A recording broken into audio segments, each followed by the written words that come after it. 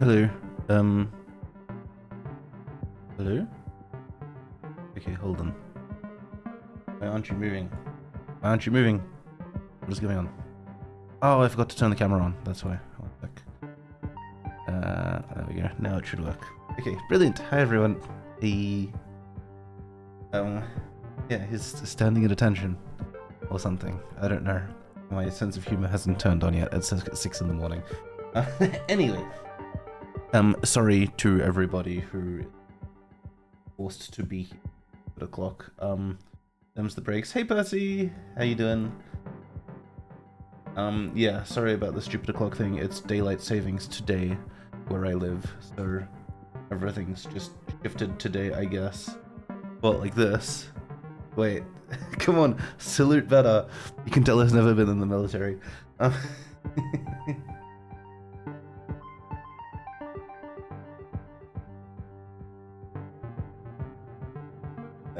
Okay. I don't have memes for this. I do have a meme. I should show the memes that I prepared. Is this text on it? No. One with the text on it. Okay. I'll show you this real quick. Is this meme? This should be meme.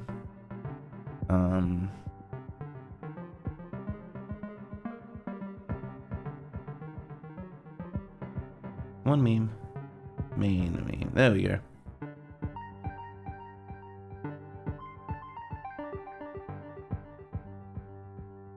Thank you to Valentine for drawing me this thing. Ooh, are you doing okay? I understand that stuff affects you pretty hard, but did you have a good time? Most importantly, Percy, did you enjoy it? Wait, there is, as you can probably guess if you are acquainted with memes, there is a part 2. And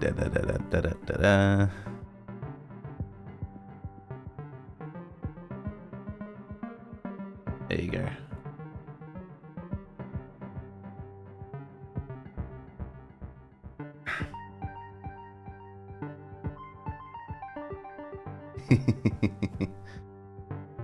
Yep. So yes, welcome to Essay Stream Part 2. Let me get this all ordered. Oh jeez. Okay. I have an extra chat here. I want to get rid of that. That's that probably. Okay, perfect. Yeah, fair enough. What game was it?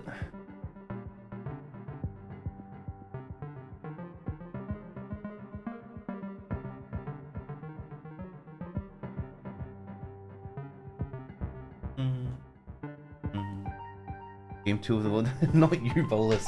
I'm so sorry about that, by the way. That must have been crushing. I hope to get you righteously angry about all sorts of things this stream. We'll see how we go. Right. What was I writing this in? I was writing this in Scrivener. Hopefully this just automatically captures the window. Yeah, that looks pretty good.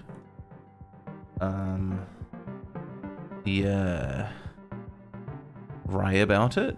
You mean re about it? Okay, that looks pretty good.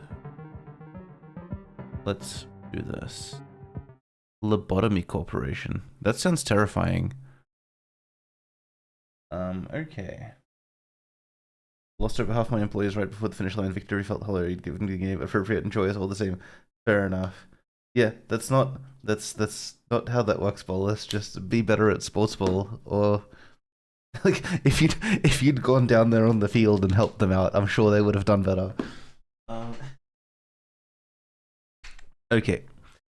So, to those who don't remember the essay, let's go through it real quick. We have 3 main sections. We have the reasons I'm upset section, because the overlap between let's call it deviant behavior and minimum consideration for those around you, I suppose. Let's go with that. We'll come back to this probably. Then we have morphological issues and interventions, which is going to be the focus of today's stream. So, like, Is this, can I, oh, you bastard. Hold on.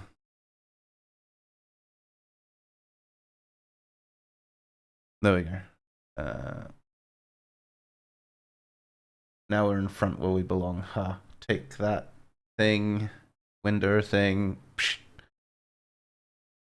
Yes, so morphological issues and interventions, that being specifically hardware like physical issues and solutions to those issues, whether they are comfortable to the recipient or not, and then obviously we can have a bit of a pros and cons discussion about what sort of such intervention is less intrusive or more intrusive or less or more effective. Da da da da da. We'll get there. We'll get to that, I think. And then let me ping Beacon. If I can get Beacon on here to soliloquize about legal issues, that would be great. He might be busy.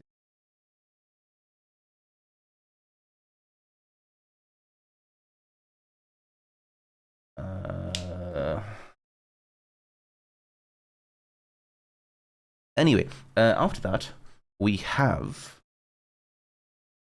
regulation, which is basically the entire legal framework that will have been or will not yet have been built up around this entire problem, right? So I'd like to start getting into that today. I don't really know what the focus of today will be, other than I'd like to go through the essay sort of in a linear fashion. But we might touch on this toward the end of the stream in preparation for next essay stream, which will also be its own sort of ride.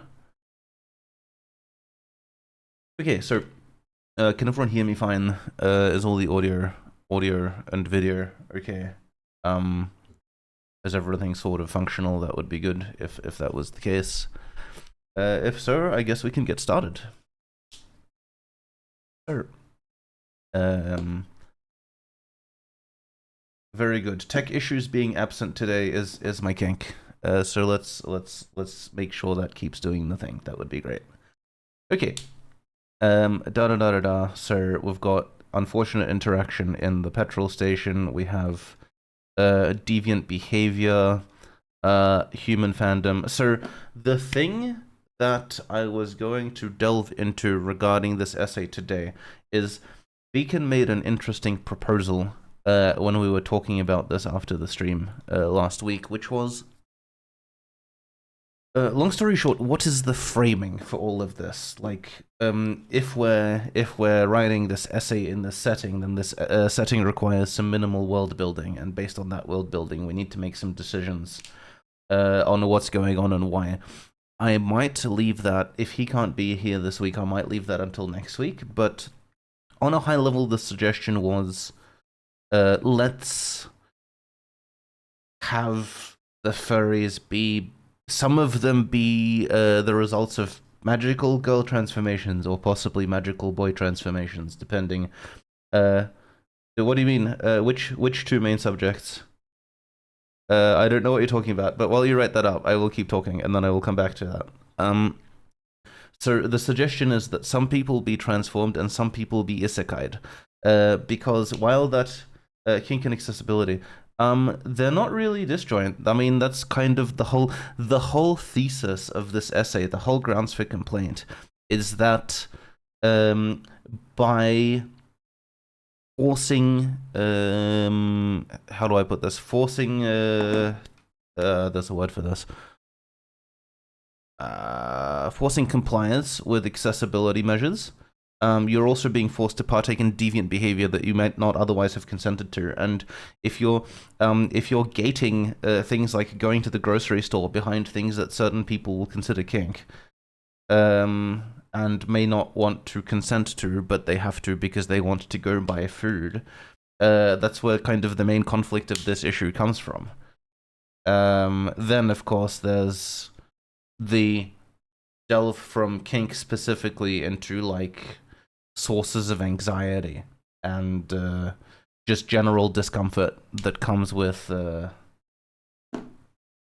pardon me. The general discomfort that comes with having to wear things or do things or block your claws or whatever, or just subscribe to interventions that you wouldn't usually want to or have to. And the thing about, because the original framing of this essay was quote unquote immigration, whatever that means.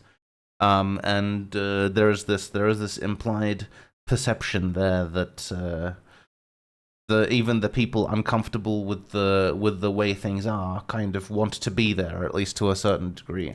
But if you're dealing with someone who got involuntarily isekai'd into human society and then has to comply with all this stuff, it brings a separate layer of into the whole thing, you know?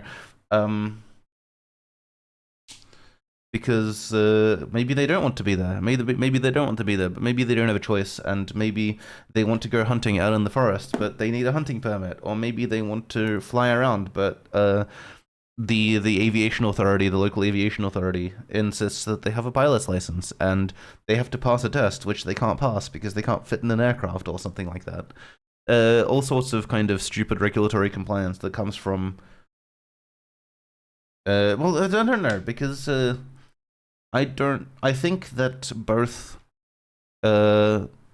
approaching this issue from the voluntary point of view as well as the involuntary point of view, I think both have a lot to bring to the table. So I'm going to keep tackling this essay from an immigration perspective, and then we might, once we're a bit further along, we might double back and rehash it from the perspective of someone who doesn't want to be there, has no choice, and how they feel about the whole thing.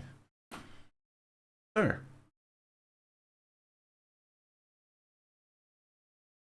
And that's the thing. Kink isn't. It's not about kink. This isn't about kink. This is about the spectrum of discomfort that comes with. I don't know. If you can choose when to wear a hat outside, then you can wear a hat outside whenever you want. But if the government mandates that you wear a hat outside all the time, maybe that's not a kink, but it's also maybe not something you want to do every time. It's like school uniforms. Nobody likes school uniforms because they're very rarely calibrated to what's actually going on, the actual weather. Stuff like having to wear jumpers or having not to wear jumpers is usually hard bound to a specific temperature, which is quite often an insufficient data set on which to based on which to make that decision. Anyway, people dealing with ups and downs. There we go. Okay, let's go through this paragraph. I'll move on from here to cover the ups and downs of certain mechanical solutions to such morphological issues as claws and claw protection. From there, I will analyze the regulation and scoping of the use of such devices. Next, I will discuss such regulations in the context of the ability to determine your own degree of participation. This, I think, this sentence is the key behind the entire thesis. It's the ability or inability to determine your own degree of participation, because we'll get back to it. Long story short, if you can't afford to go to the if you can't afford not to go to the grocery store and use alternative services like grocery deliveries, then you're essentially forced to comply with an imposition that you personally might find incredibly uncomfortable. But whoever is regulating these measures does have to consider them and their benefits on a statistical level. So if you have a specific individual who can't handle this, then, well, that's when you get into social services and qualifying for social services, which is its own mire of horror terror levels of bullshit. But yeah, okay. Finally, I'll cover the resulting societal issue of potentially forced consent to what might be considered deviant behavior in certain situations. Yeah, this is the other point. This is bolus where kink and accessibility overlap. So maybe it's not kink, and certainly it might not be quote unquote kink for you. But it might be, how do I put this? You might consider it not your kink, right? And it might make you intensely uncomfortable for various reasons. And those reasons might not always be easy to explain to someone else. And that part is probably the hard part. Anyway, I predicted that this will be the boring third of the essay, so if anyone else comes up with like tangents, interventions, opinions, or whatever, please do broadcast them. I will take as many segues as I am thrown, because that's like half the fun here, isn't it? And in the meantime, I will slowly flesh out this section and kind of try to build up a reference library of anecdotes about how certain things suck. Also, water time is beer time today, so please be gentle, but also do be aware of that and do with that information what you will.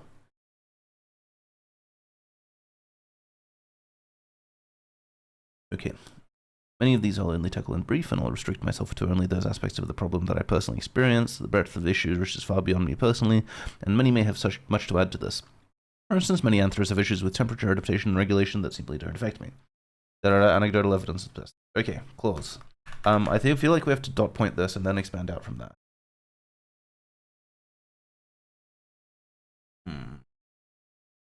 Where is Valentine?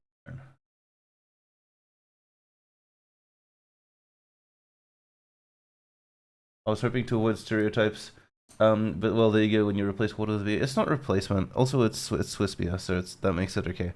I actually had this conversation the other day, where in some cases, okay, so I have a child, and when you sleep in bed with the child, and you have alcohol in your system, the risk of something bad happening to the child is significantly higher because, well, I don't know about people in general, but statistically it's higher. For me personally, I thrash around like a nutcase if I go to sleep drunk, so that's not really something I can do. So, from a logistical perspective, while it's in certain societies it's considered incredibly socially unacceptable to do, it is a way safer for me to drink in early morning than it is in the afternoon or evening. So a couple of beers during 6 a.m. stream is actually a much more reasonable thing to do in this context than to drink in the evening over dinner, because the risk of bad stuff happening as a result is much reduced.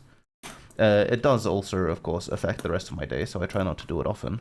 But it's funny how requirements and priorities in that sense kind of change based on what you need to do. Anyway, clause.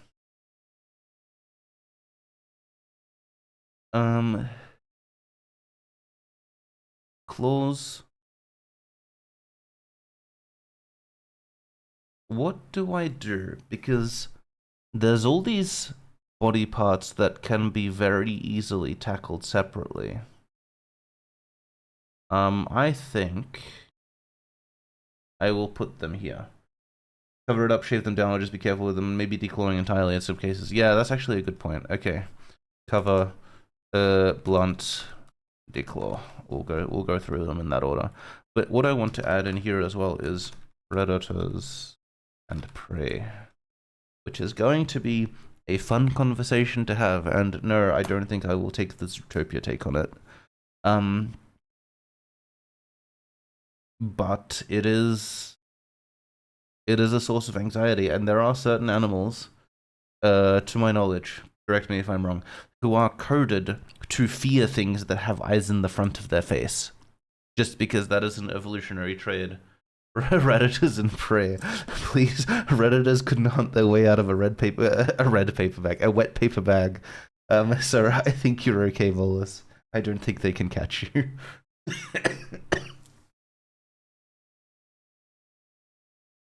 All right.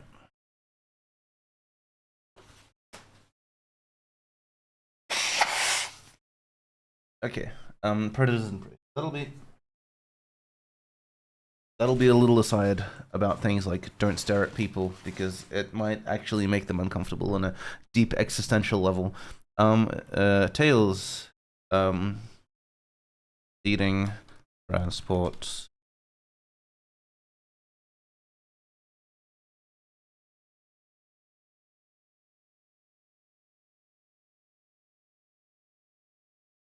I don't know what you can do about horns. Oh, it depends on the horns, right? Like if you're dealing with an elk or something who can't go through doors as a result of this thing, that's not great, I guess.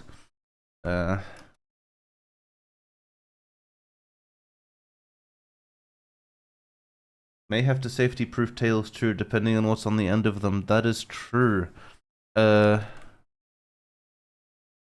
is a very good call. Or what they can do for that matter. Yeah. I mean, maybe you have to safety-proof the tail because there's a mace on the end of it, or maybe you have to protect it because you've got feathers that could get stepped on.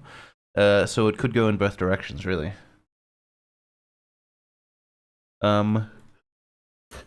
Horns. Oh, you'd hope that people with horns would have like relevant proprioception. Like if you tilt your head, you know where your horns end. That should be something that comes with having horns on your head all your life. There's not really much of a breakdown for fire. Social cues. Social cues are going to be massive for teeth. Like, if you have sharp teeth designed for tearing throats out and you smile at someone, what happens, basically? That's the question.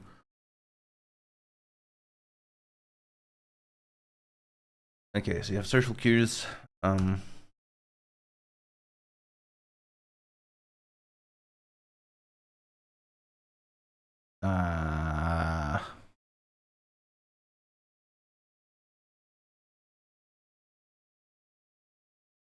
Adult, human pets, and relevant interventions.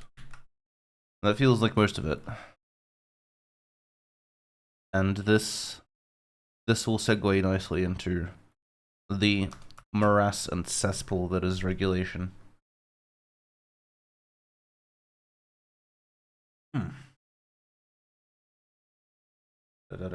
Oh, where is that guy? Come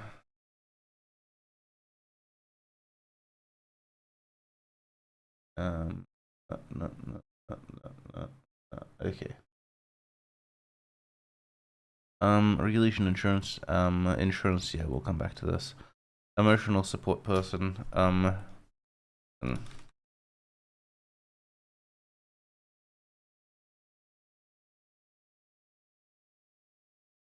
Yep. All right. Clause. Uh.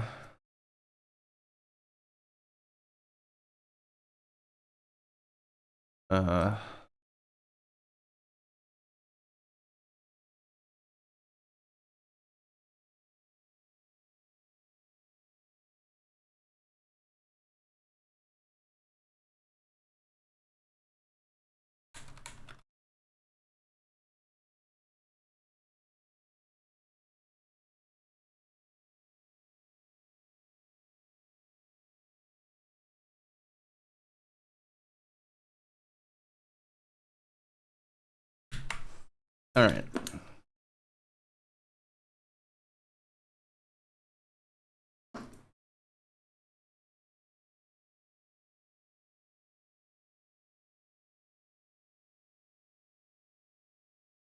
What is this? 13, 12.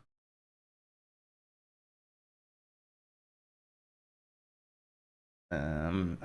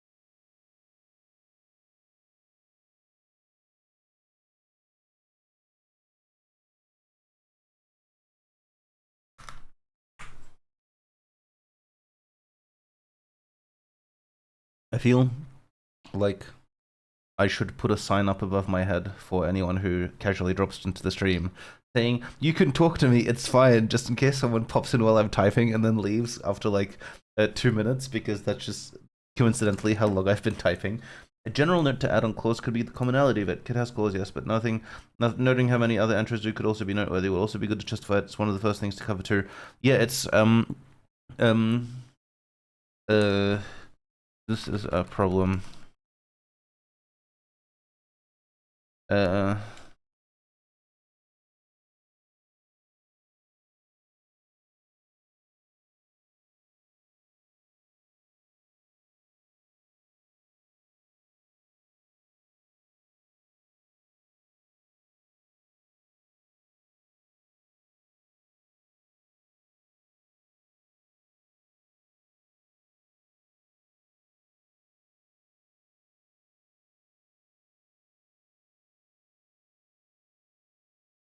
you also mentioned having to use a stylus for smartphone and keyboards.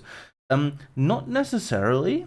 I feel like if you got custom keycaps or like silicon key covers, you'd be fine for keyboards. But no, for smartphones definitely. Although you could probably technically also use your knuckles. I feel I'm suddenly tempted to run over to my parents' place and smush tablets against the dogs to see what happens, because I'm not actually sure you can use a tablet with a furry part of your body. I guess I could use the tail. The tail would make sense, but I'm pretty sure it's like skin conductivity that does it. So it's quite possible that a furry knuckle would actually accomplish nothing, and you would need a stylus in all cases. Um.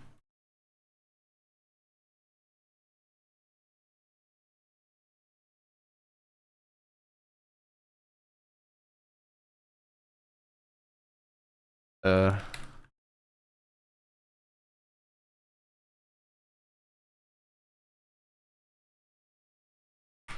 Yeah, so the reason I want to emphasize this in this case is I've tried knuckle typing, and even while it does work, it's unacceptably slow and inaccurate. A product would feel the same way. Almost certainly, yes. Hmm. I mean, there is a solution to this, and it's the BlackBerry. Um, and I feel like maybe for that reason that would make a resurgence, at least in a certain closed demographic. Maybe it wouldn't be enough to, revive the model properly, but I feel like it would be, at the very least, Kickstarter material for an interested minority. Physical buttons on phones have their place.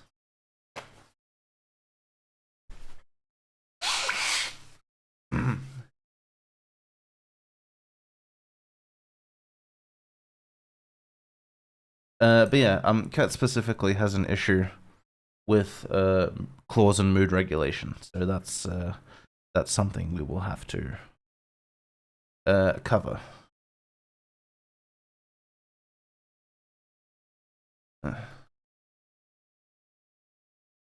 Reasons. Yep.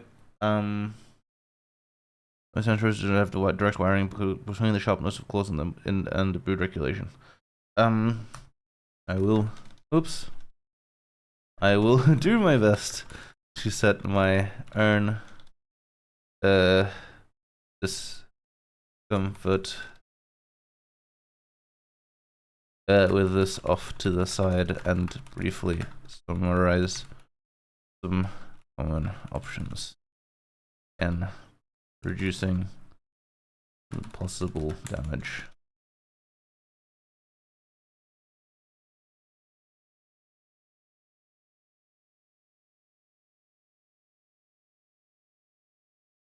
All right. We have oh, come on. Cover clause, blunt clause, declaw clause.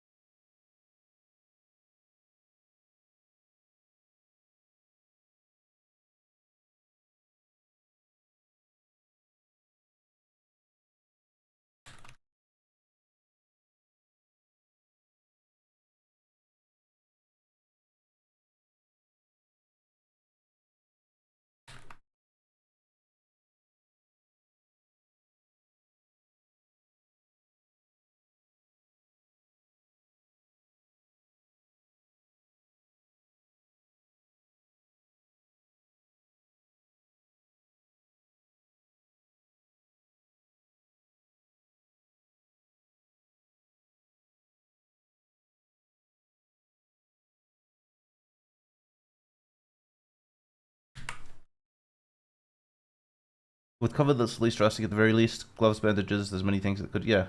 Uh,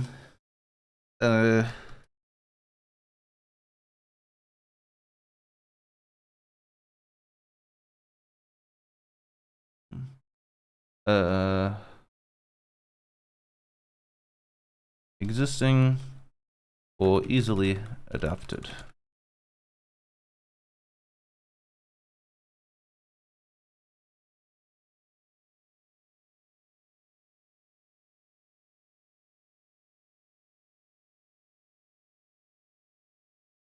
Sound kinda Polish. Erner, why did I invite Hohenheim to my stream if this is what happens? Okay, one moment.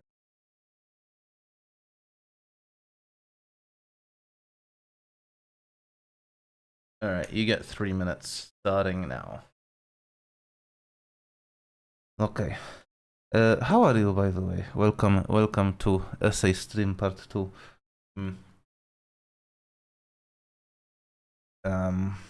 Gloves with padded tips. Plastic or silicone caps. Even something like fake nails. Or at least adhered via a similar mechanism. Oh no, what did Tafe do?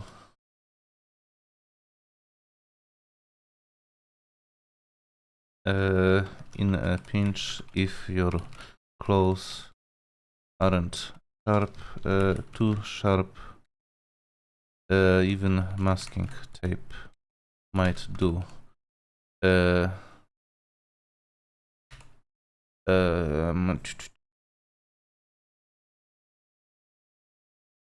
Covering clothes is also the most effective way to signal safety, which is an important component of there's a word for this, I can't think of it. Declawing, I feel like there's probably a hellish story. Yes, exactly. Exactly, that's there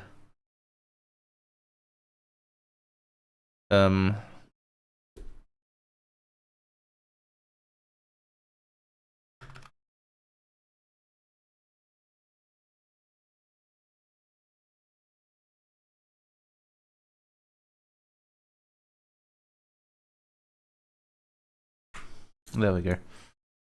Much better. Okay. Very good. Okay.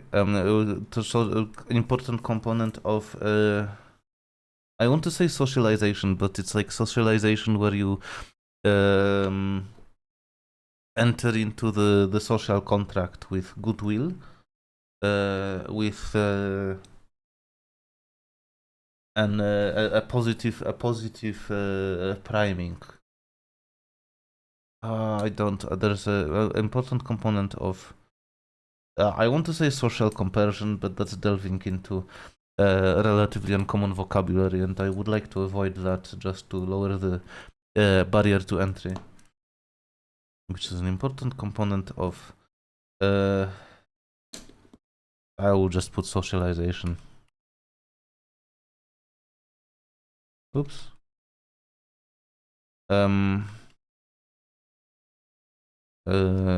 People seeing your natural weapons covered. Oops.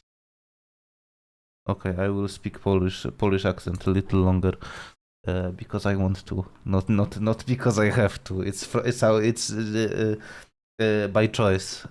People seeing your natural weapons covered from a distance and feeling comfortable with this is almost more important than your natural weapons actually being physically safe.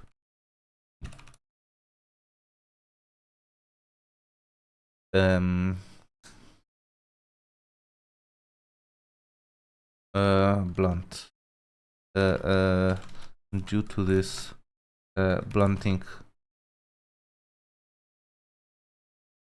blunting close is almost always an inferior solution.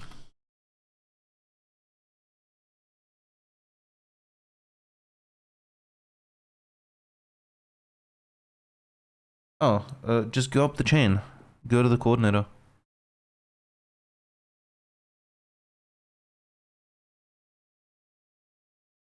Like actually go up the chain and appeal to the next person up the chain, because stuff like this is how you get a set. Yeah.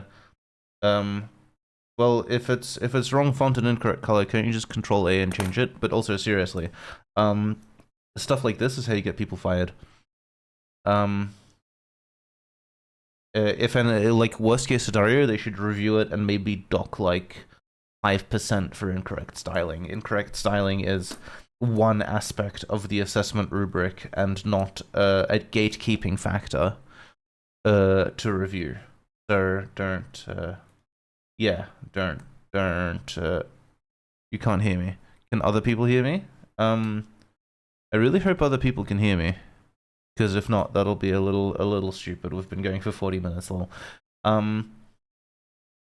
But I think I checked earlier and it should be fine. Yeah, okay, very good. Okay, so that was probably a Hohenheim problem. Thank you for remedying that. Okay, due to this, blunting clause is almost always an inferior solution to visible protection, simply because it doesn't come with the benefits of social signaling.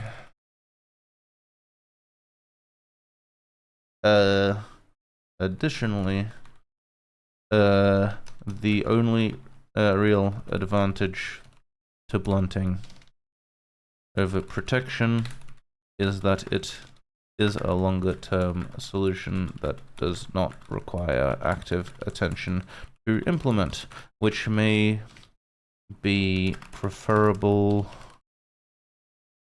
in situations where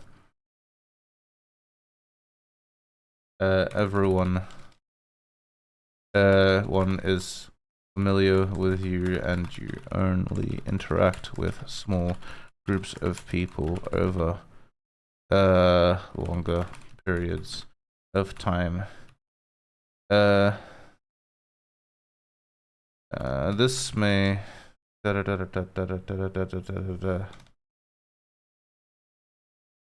this may be preferable in situations.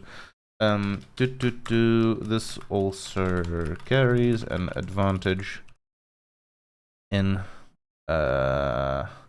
pastimes or professions where fine dexterity is important.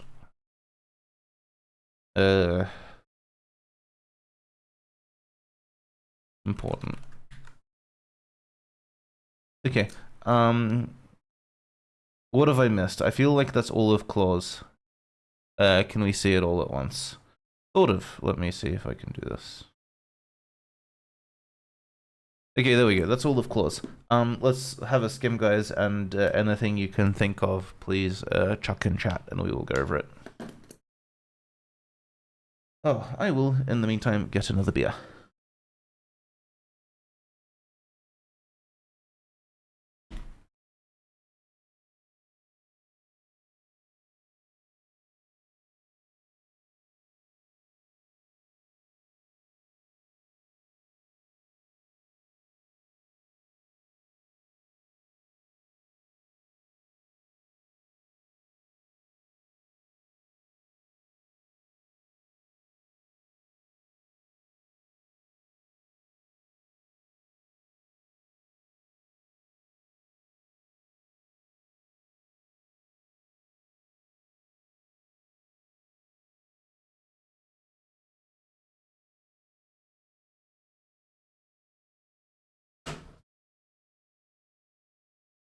Alright, I fished another beer. I've also fished some candied chestnuts.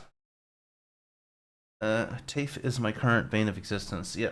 Okay, I'm not seeing any comments on clause. So, if anyone brings up clause later, we'll double back. But for now, let's move on to tails. Alright.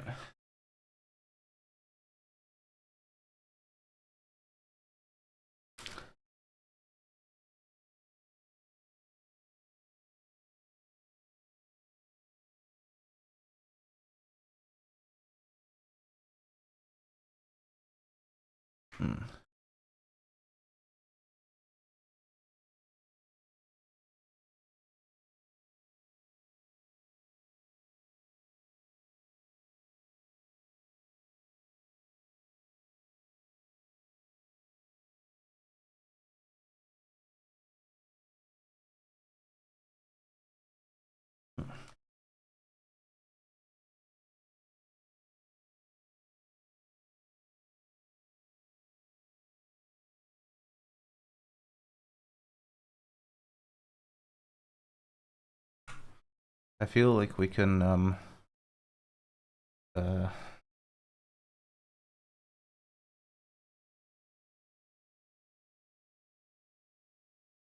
divide this into this sort of order. Oops. Okay, what about heated claws or claws that hold traits like poisons, etc.? Ooh. Cover, blunt, declaw.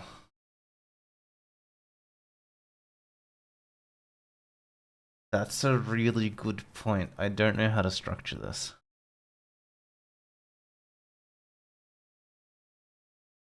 I will move this into Microsoft Word later and format it a little better with like callouts and inserts and stuff like that.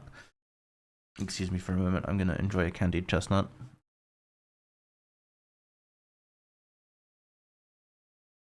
These are really good.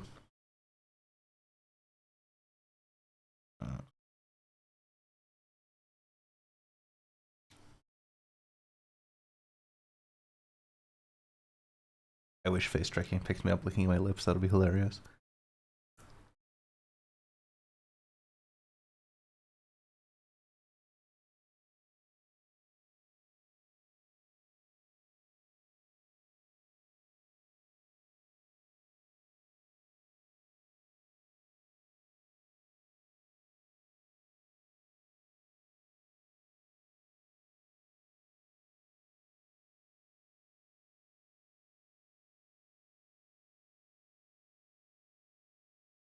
Yeah, that was really good. Apologies for the food intermission.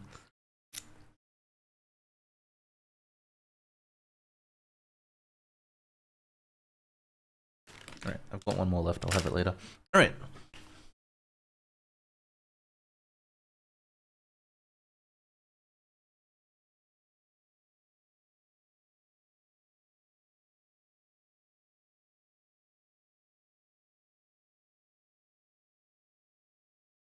Yeah, I don't know how to best arrange the subheadings. I'll have to think about that some.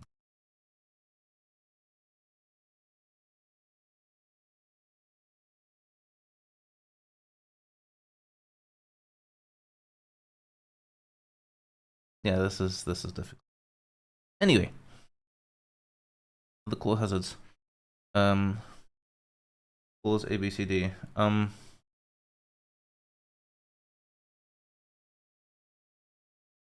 Tails. Tails. That should be 13. I hope. Claws. Claws. Yeah, that should be 13. Why is tails 12? There we go. Horns should be 13. Fur should be 13. Should be 13.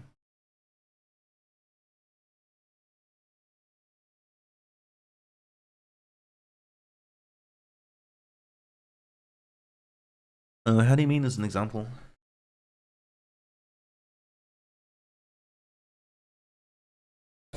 Clause variance. No, it's hard to structure it that way because I want to focus on protections for different body parts. I want to say passive and active.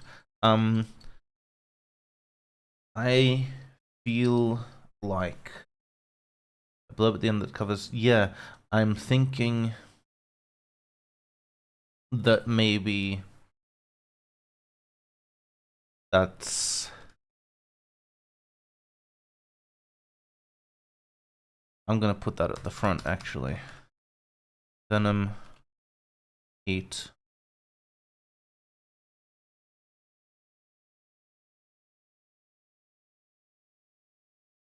and other hazards.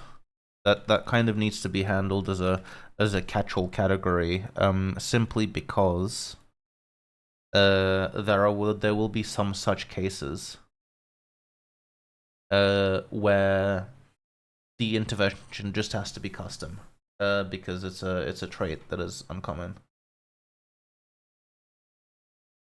I misspelled poison. Oof, that beer is really strong. I'm gonna have to take that one, sir. The local, one of the local wineries had a half off sale for last season's Christmas beer because it goes off in December, and they usually brew a new batch every year. So they're eating last year's Christmas beer at half price, and it's really good. I love the whole concept of Christmas beer. It's so rich. All right. Venom, poison, heat, and other hazards. Does it go at the front or at the back? Maybe it goes at the back. No, it can't go at the back because I want to segue from teeth into regulation because that's a really strong connection for me. I really want to emphasize that while teeth in general aren't that scary because they're much easier to control and be responsible for than claws, they also come with an association with muzzles, which is intensely uncomfortable for many of the people involved. Other biological functions, factors, functions, quirks, or elements. I hope other hazards covers this adequately, but if not, we'll come back to this.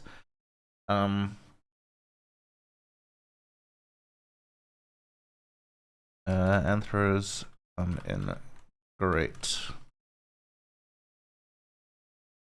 The probability of someone having unique hazards.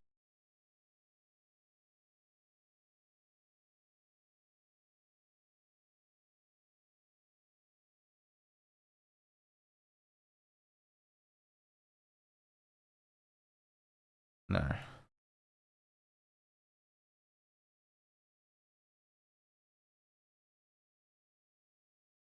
Unique morphological hazards and many such hazards require equally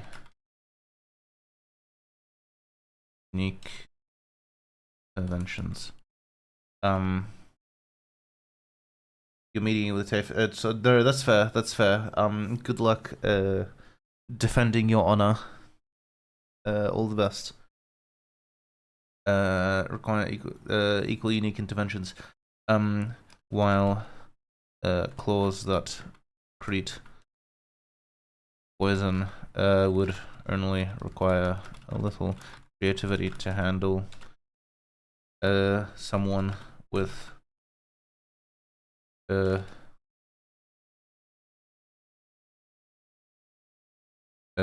skin that's poisonous on contact.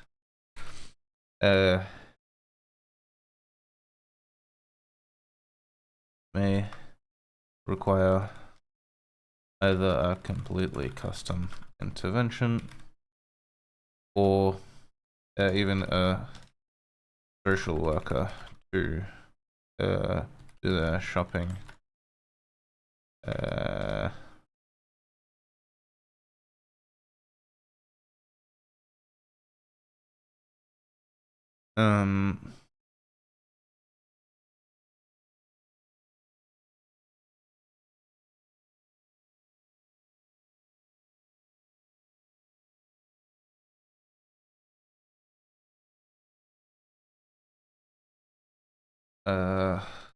Please note that such modifiers may apply to any of the sections below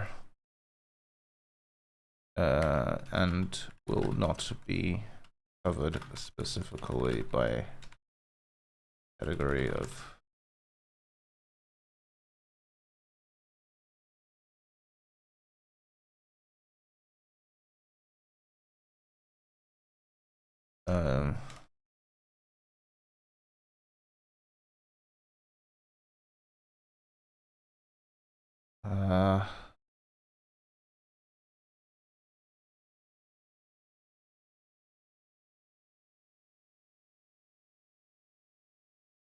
there we go.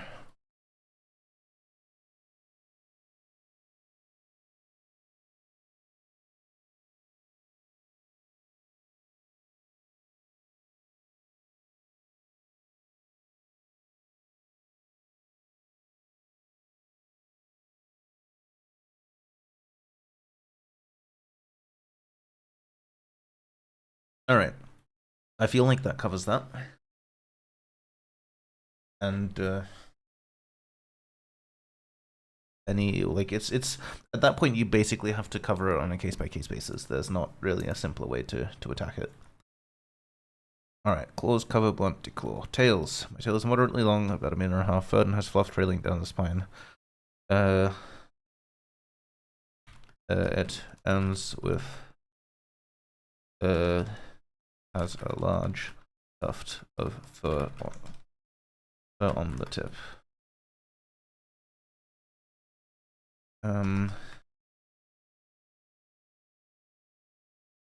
Divided this section into 3 with based on the following examples. Offensive protection.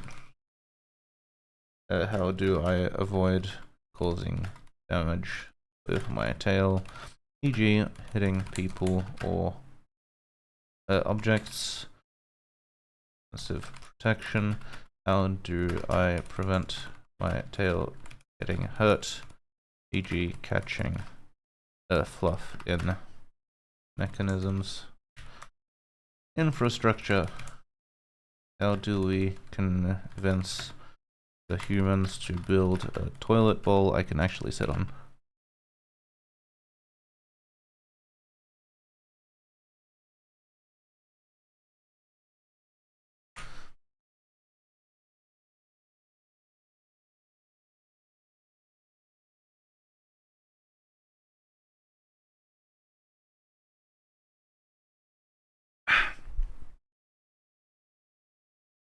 Right. My case. Personal case for. Yeah. That's infrastructure, right? Okay, fine.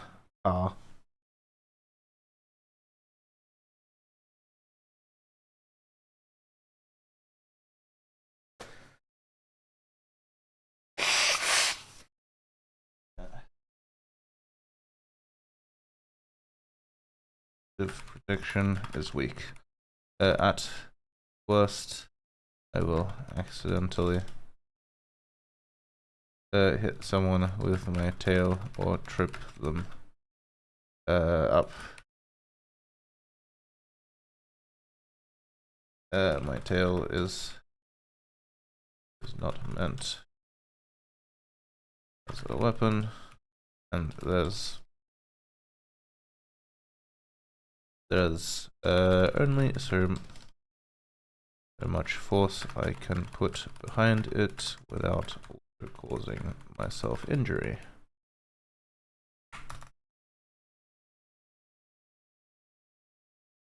We'll come back to that because there are plenty of legitimate cases where that sort of thing needs to be handled.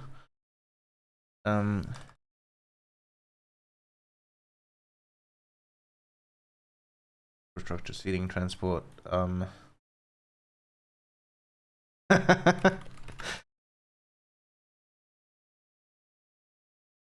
Imagine automatic doors closing on tails. That would be balls. Let's see. Oh yeah, that we can put in the trash. Very good.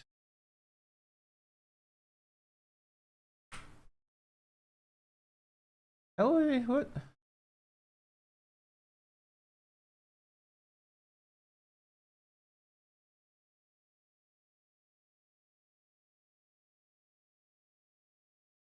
Done a lot today. Oh, I've already written like 750 words. Oops. You could have a plethora of personal ones like this. Yeah, exactly. Again, that's why the other thing Beacon's proposed, which I don't know if it will take off or not, or if we'll be able to do this in any kind of formal sense, but is proposing a fictional legal process where the law is revised to account for transformed and isekai'd people, but because it's such a contentious issue, it's open for like debate, and this essay would be a document submitted to this debate process for discussion in formulating the new laws. And then people could like just respond to this essay and write up their own experiences and send them in, and then I could read them on stream, so everyone wins. Defensive protection. I probably shouldn't be. The automatic doors one. I'm cringing just thinking about it. But think how many doors you'd get your tail stuck in. It'd suck. Oh. Oh man. If you get your tail stuck in an automatic door and it cracks a vertebra, is that a liability lawsuit? I think that's a liability lawsuit. It's like it'd be like the Y2K bug, but for automatic doors. You'd have to basically modify every single one. That's fun too, though. Like, then I could have you on for an interview and try to like wring clarity out of your writing. That'd be pretty fun. I'd be into it. All right. Defensive protection infrastructure. No, let's do offensive protection first. However, there are many other legitimate cases from tail clubs to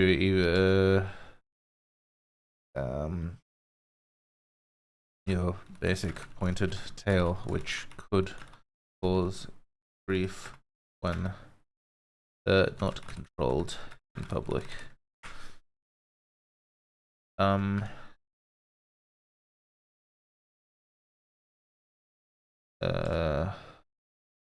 Most interventions to make these tails safe would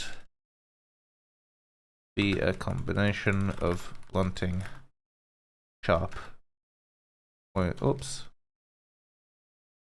and edges, while also training the tail's owner to be conscious of their appendage, of the position and motion of their appendage. Someone type something. It would be thematic. It would be thematic. I'd be into it. Look. It's consider this an open invitation.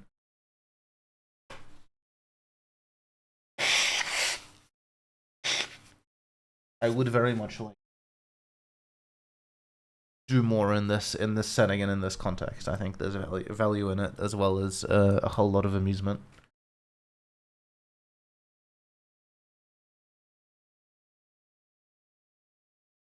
Most individuals make these sales safe. Defensive protection.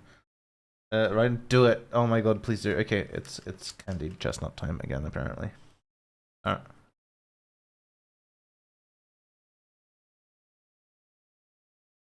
Why are these so good?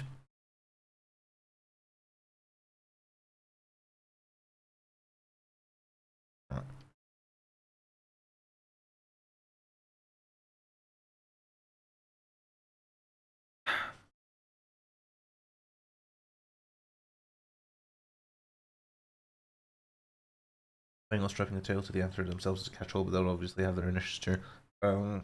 Not a good thing to mention.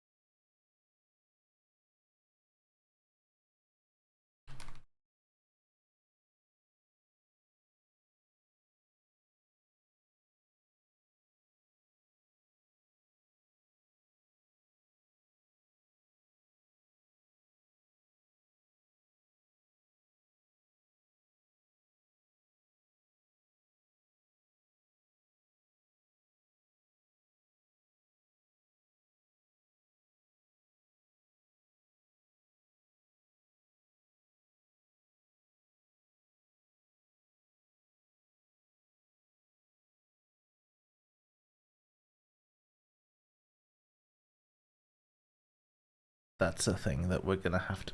Is a lot of this stuff a massive amount of this stuff could be effectively controlled via self-control, via just being careful. But a lot of that just goes out the window with kids. If you have a kid and they have sharp claws and can breathe fire, they're probably exponentially more dangerous than you because they just have no self-control.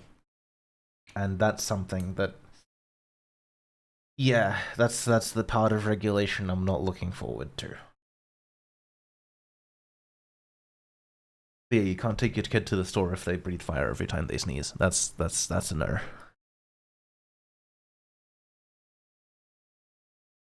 All right, defensive protection. Oh, I didn't realize she was ever at any point thinking on her Sona. Is she a furry now? Congratulations to Ephrus! Yay! Happy furry birthday.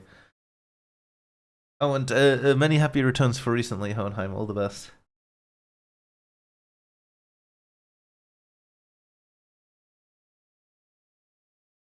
All right.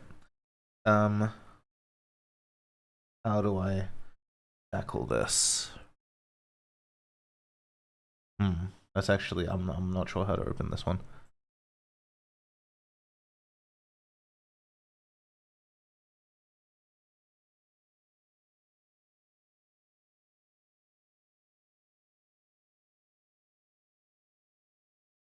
This kind of magical transformation origins, like most cases, would probably be this has been around for a while and kids were born, but what if we could just did the magic? Is there any restrictions on that? I don't know.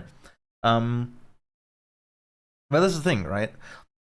If I was Cat and I had sharp claws and I breathed fire and I wanted to rent an apartment, I would not put on my apartment form can breathe fire, and then I just wouldn't do it because the insurance, the bond, all of the kind of financial risk management outlay on owning and living in an apartment is I was even thinking just only a handful of years. A decade is long enough to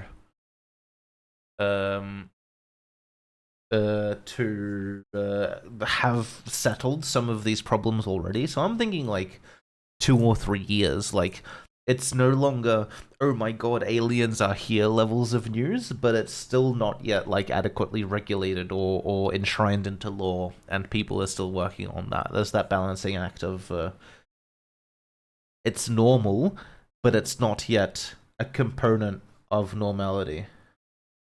Congratulations? What do you mean congratulations? Yeah, I think, and even 10 years, even just a year or two is enough for kids to be born if people are determined enough, and some people would be. But yes, if I was in this position and I was getting an apartment, I would not list an ability to breathe fire because that would completely, oh, thanks, much appreciated. Any kind of all of the risk management financial outlay would go down the tubes. But if I want to have kids and those kids are gonna uncontrollably breathe fire, then if I don't list that on my rental application, then nobody will ever accept my rental application again because yeah, and I'm not going to be able to tell a 2-month-old to be like, yeah, don't breathe fire, keep that a secret, please, lol. What were they for? Oh, yeah, it was many happy returns. You had a birthday, happy recent birthday, happy recent birthday. Also, congratulations to Ephrus for becoming a furry. Maybe it was that.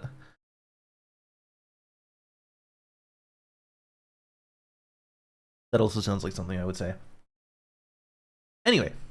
Defensive protection. Okay, humans. Okay, I started writing this. Let's finish this. Humans. I'm gonna say this. This might seem like is a statement, I think, but it affects the way those of us with tails interact with a lot of human infrastructure. Oh yeah. How was that? I heard you had a good time. I'm glad you had a good time. Wasn't that literally last week, dude? It was a week ago. Happy, yeah, that. Yeah, anyway, I'm glad you had a good time. And yeah. A lot of human infrastructure. Much of human seating both in buildings and in transport solutions is not designed with tails in mind. Some of this can be worked around. Maybe this doesn't need to. No, automatic doors is definitely its own section, but the rest of it probably doesn't need like sections. I don't know.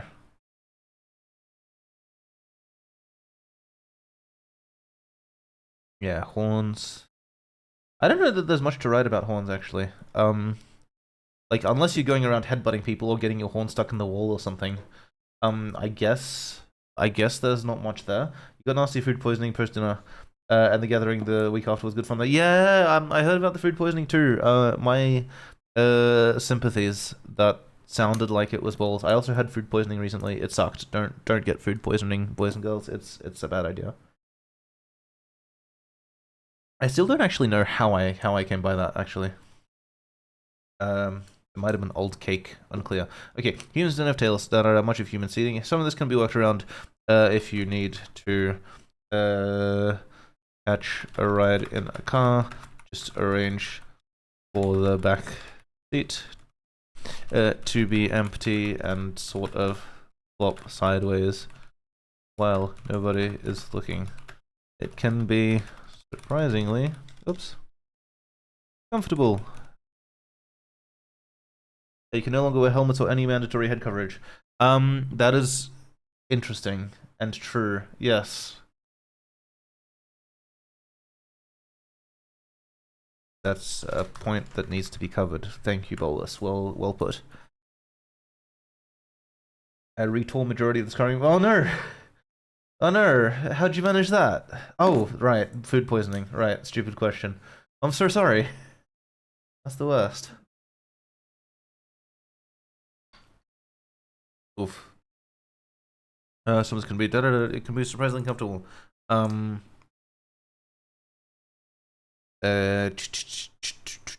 Unfortunately, in a general sense, anything, any human seating solution that allows for tails usually compromises on stability or safety as a result.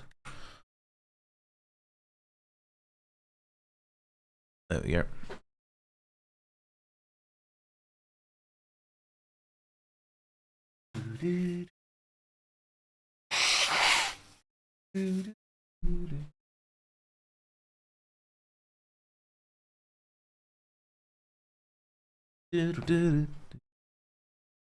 I see social safety as a result.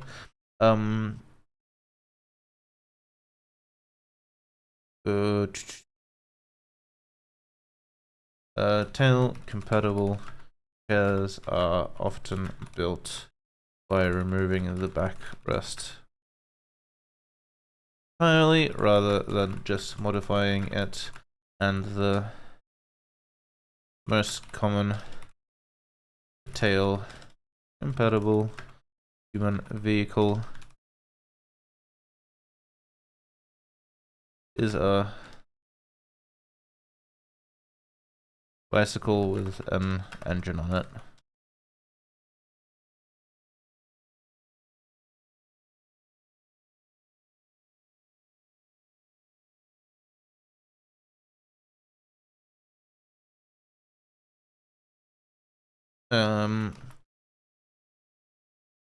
With most anthros morphological incompatibility with protective. Oops, I can't type.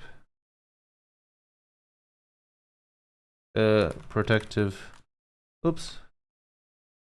Equipment. This is just not a good idea.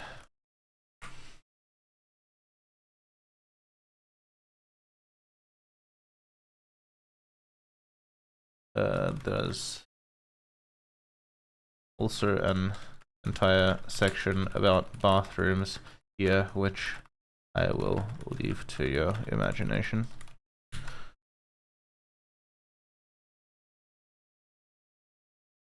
I think that mostly covers that. Automatic doors.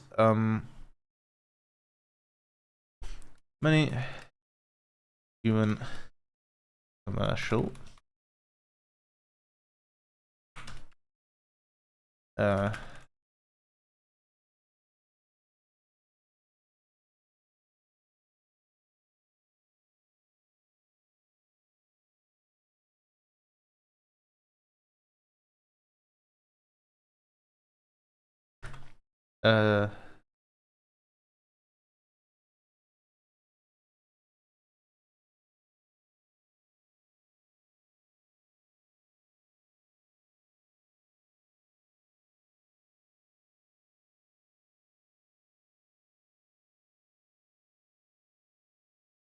Oops, what did I type?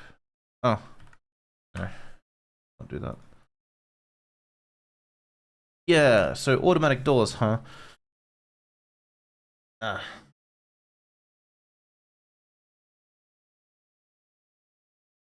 Very few of these correctly calibrated will do people with tails.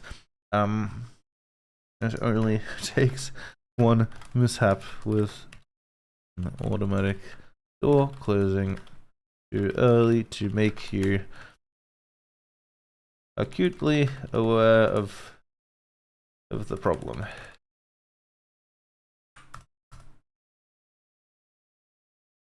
Okay.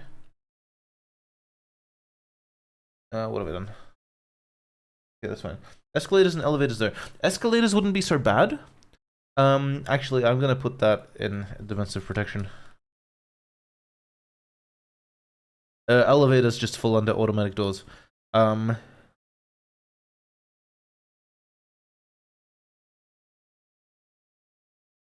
Elevators shouldn't, like, it could hurt, but it shouldn't, like, oh.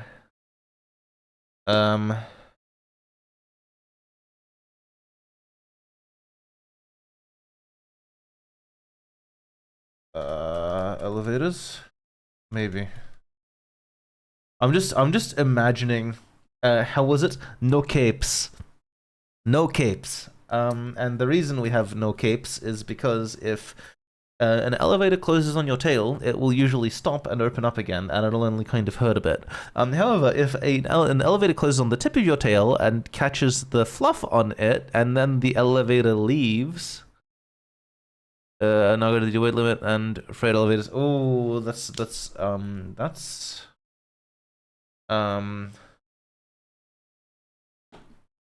something that doesn't affect Cat, but it should be mentioned. Oh Christ, yeah, okay. There's a reason why I'm writing this from Ket's point of view, and that's because if I wrote it from as a general treatment of possible things that could go wrong, we'd be here all year probably.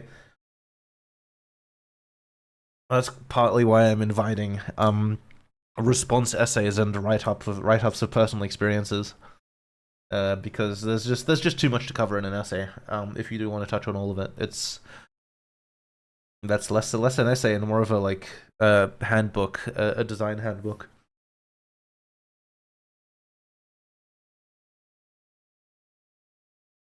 To make you acutely aware of the problem.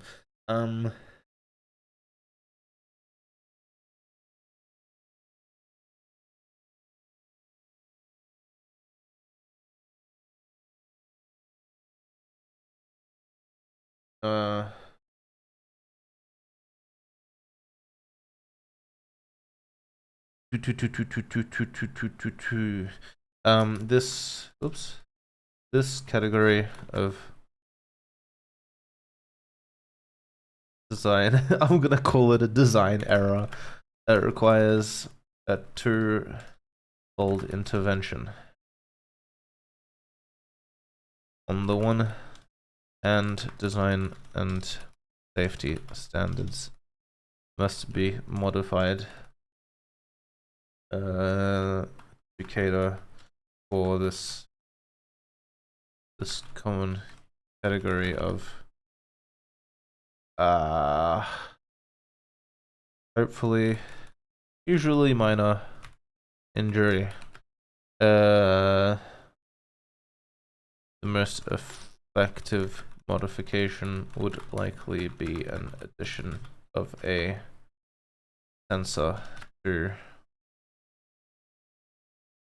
the door itself and not just the area immediately or after it. On the other hand, when such injury does occur, legal precedent should be set for injury claims, possibly partially subsidized by government to ease the transition, or at least applied on a gradient to allow for the engineering overhead of modifying existing automatic doors currently in the field.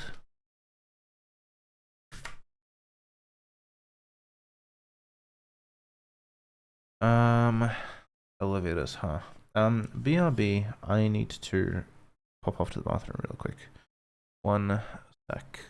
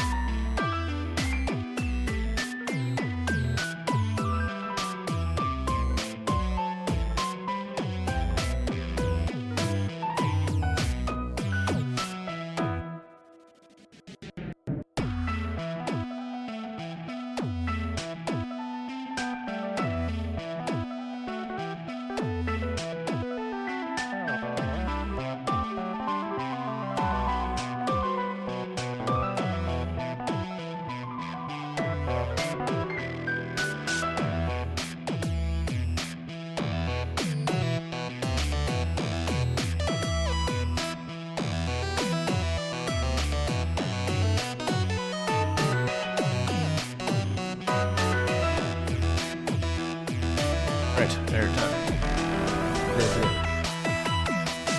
Hell yes. Hell yes, it would be. You could write it from the point of view of someone asking for a friend. Alright, let's do this. Where were we?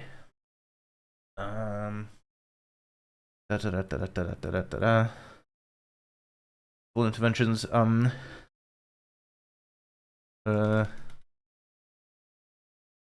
What is this formatting? Do I call this egregious or hazardous? A particularly hazardous implementation of automatic doors out in the field. Fire. Other morphological issues. This is just going to be a very brief. These other things exist, and I'm not covering them in this essay, so not appearing in this film. Moisture. Weight. Is I think things you guys mentioned. Moisture from Hohenheim and weight from bolus. So those are factors that will have to be handled. Oh.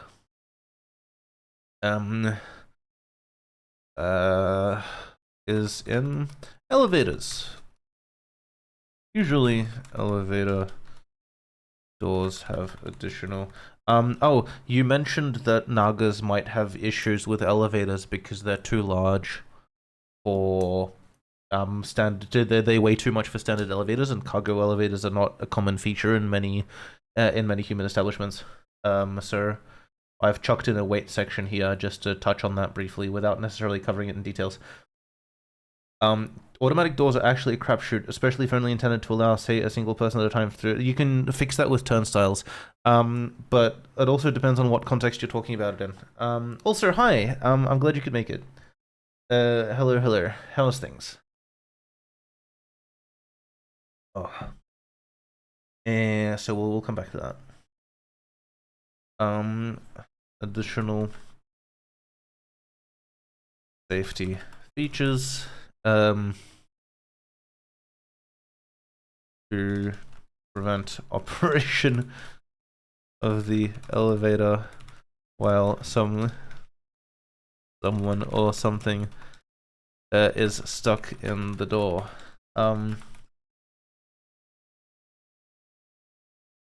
Running errands for a full week. Okay, lol. Well, thanks for popping in, however briefly. We will, of course, be doing this again 2 weeks from now, and I'm hoping you'll be able to make it to that in a greater capacity. But no stress. Today has been mostly morphological issues and interventions. We're not getting to regulation until next stream, I don't think. So no massive stress. But there's a lot of content here, actually. We've already come up with I'm trying not to count things I had written earlier. So, what do we got? Yeah, we've got a solid 1,200 words out of today already. Yeah, so don't worry, you have another 2 weeks before that happens. Hopefully. Also, I don't know if people will be sticking around or if I will have a lot of time, but I might do a... Probably not. Let me preface that with this. I will probably not do this, but I might do a short Pikmin stream after this, maybe. We'll see how we feel. Particular hazard, usually something stuck in the door. Sometimes these systems fail, even for humans. This is something that statistically happens to every mechanical device eventually, and is not technically a morphology dependent problem. However, we'll come back to that one sec. Technically a morphology dependent problem.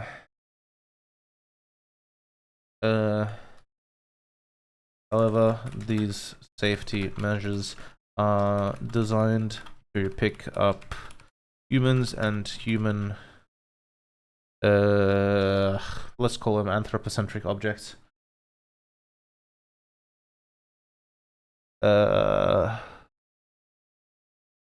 Such as limbs, boxes, and other cargo. They are, at least in some cases, not optimized to sense long, thin objects, such as broom handles or tails.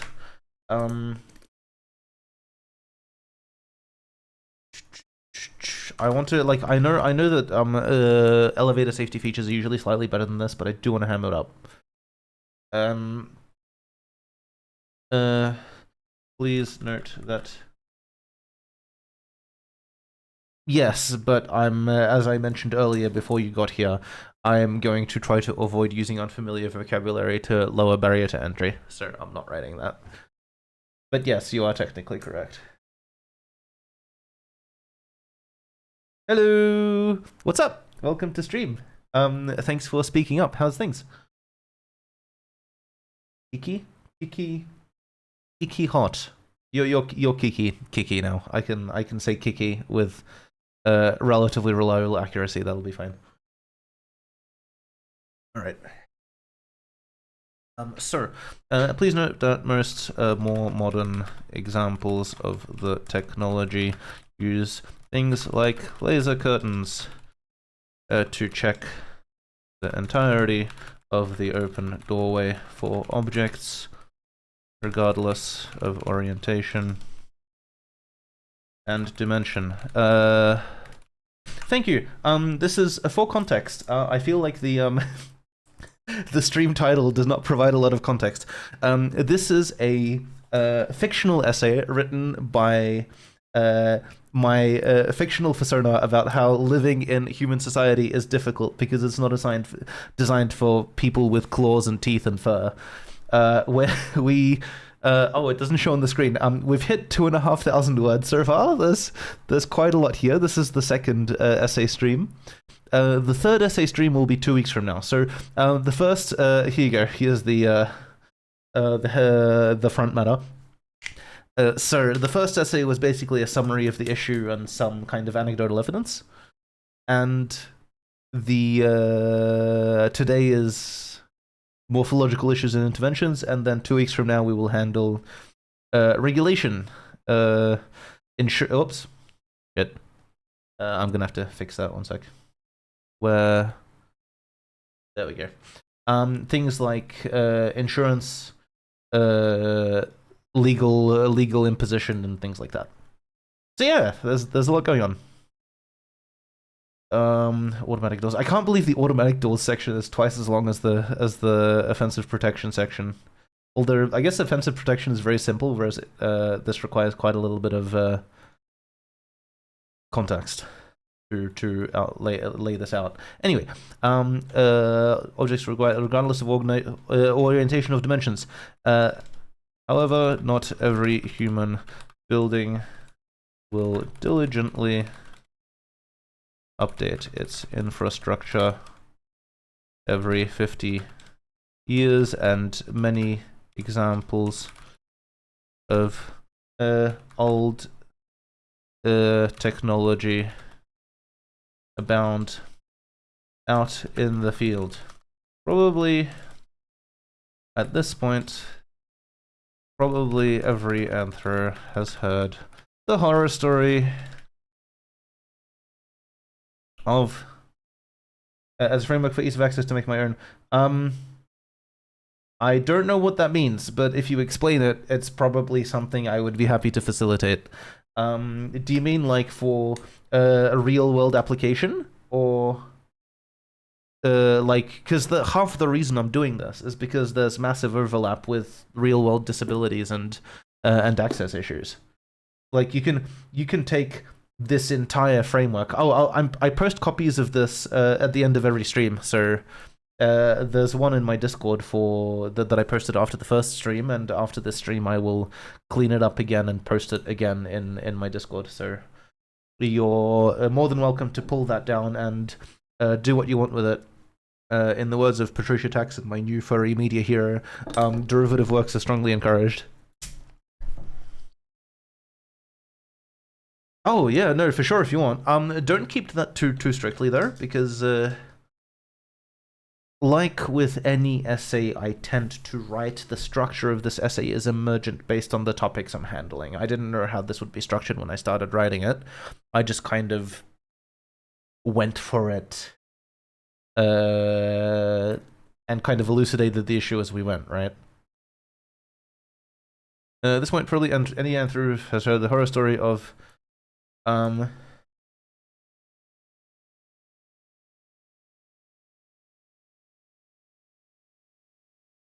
I don't know. What's a come on, furries in chat, help me out. What's a fursona that's likely to have a long wisp of fur on the end of their tail? Of exactly the sort that might be caught in the external elevator door, without an old elevator sensory system. Oh shit, that's a good one. I like that, Bolus. Thank you. I'll pick it to piece and tailor it to me. Yeah, by all means.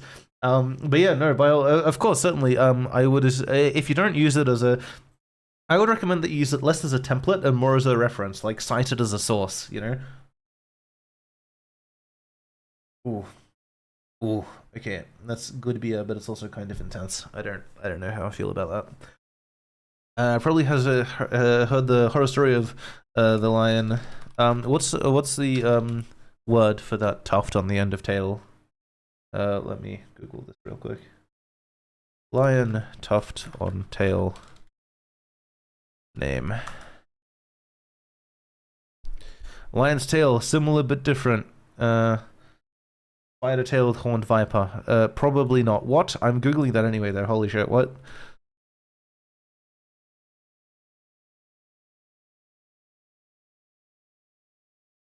Spider-tailed horned viper. Where is the tail? Oh. Yeah, no, that's too short.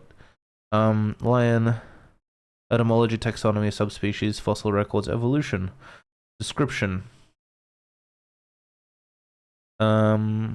Broader heads. The tail of all lions. Hairy tuft. Who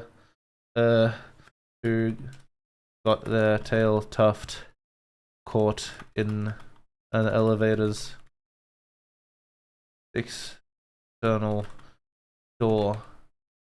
I believe the lawsuit.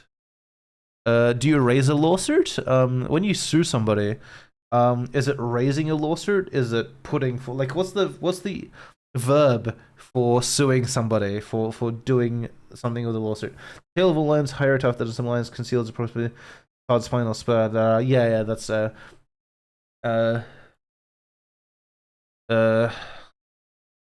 verb for lawsuit. Goddamn. Okay. Bringing legal action. There we go. Thank you. I believe the lawsuit brought by the family over the death. The resulting death is currently ongoing.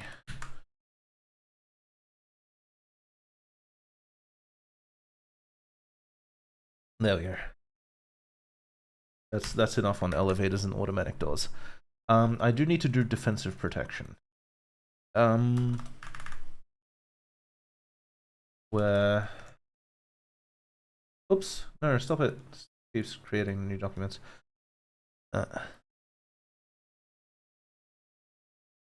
Where offensive protection prevents the tail from doing damage to your surroundings.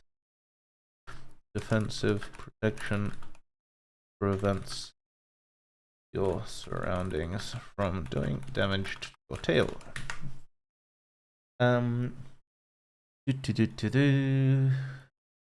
Hello, people in chat. Yes. Anyone in chat, feel free to speak up. There's no such thing as a stupid question. There is such a thing as a stupid comment, but I'm generally very kind about it, and I trust you. You got this. I believe in you. Anyway, damage to your tail. tails most at risk in this area are those with large or thick plumage.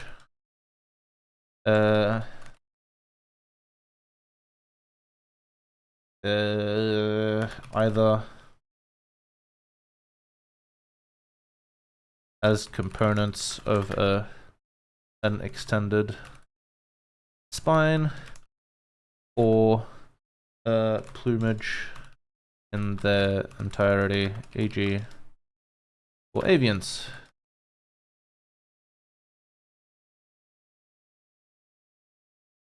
Unfortunately, especially,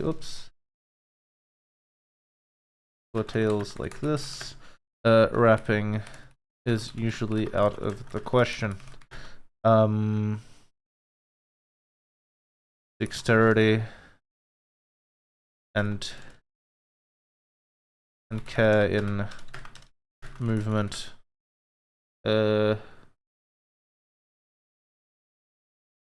has to suffice for most. However, I have seen some effectively implement things like wire barriers to protect the tails at some minimal distance, while often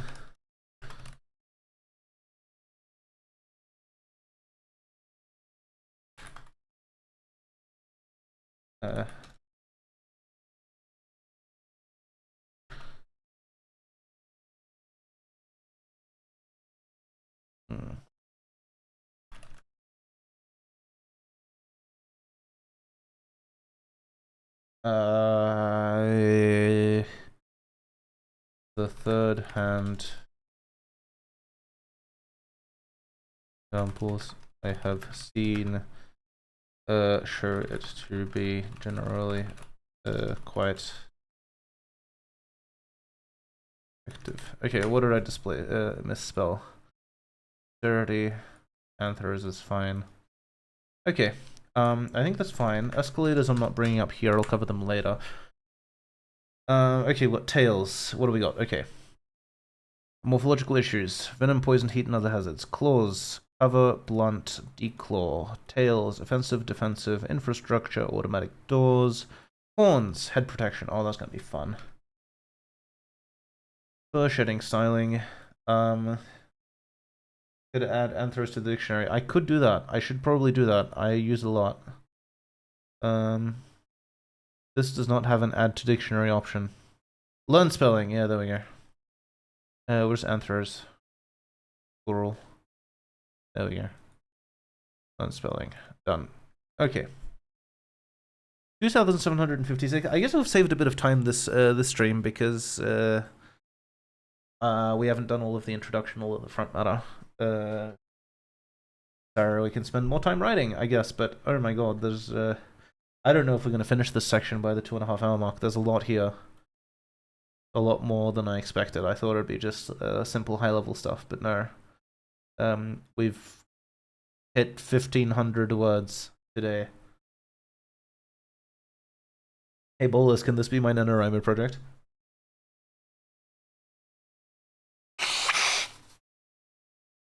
I'm kidding. I'm doing Never Closer, but honestly, there's probably enough material here that you could do it. Horns.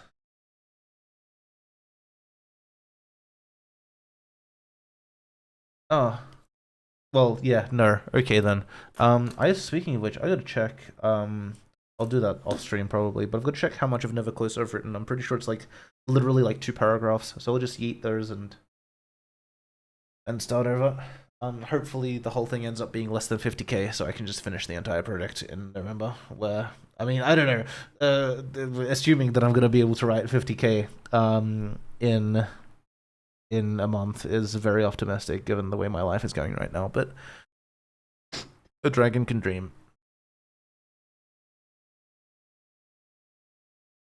All right. Horns. There's really not that much you can write about except for the stuff I've already mentioned, I guess. Imagine dreaming. I don't have to imagine dreaming. I can dream it directly. Imagining dreaming sounds like way too many logical steps.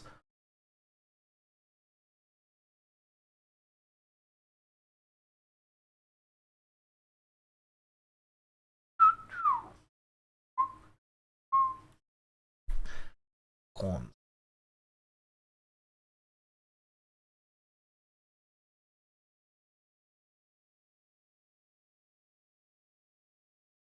One of the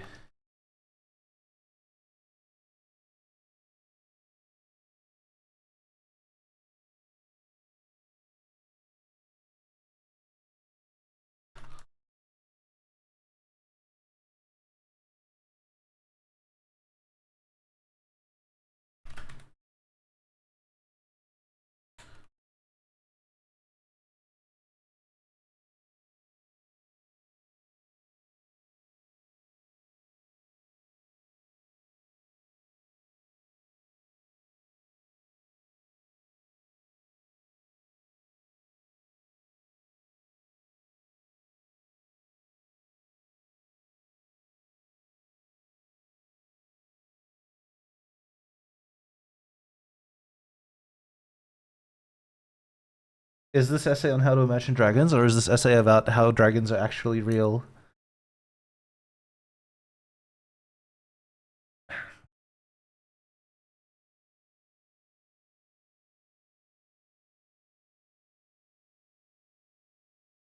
Right? I thought so too. Yeah, okay.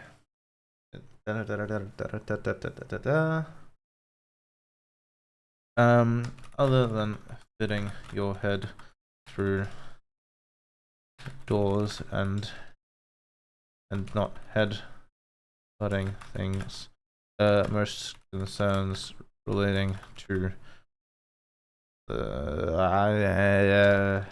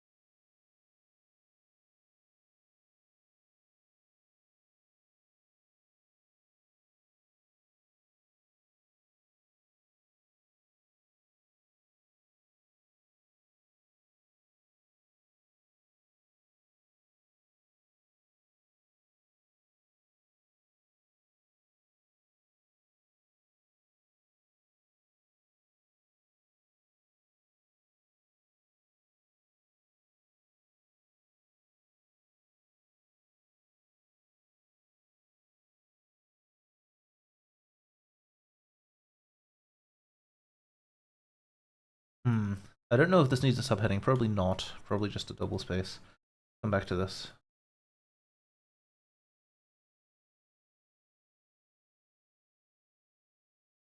I guess I could do this. Horns is 13. Fire is fur. Fur is 13. Children is a subheading.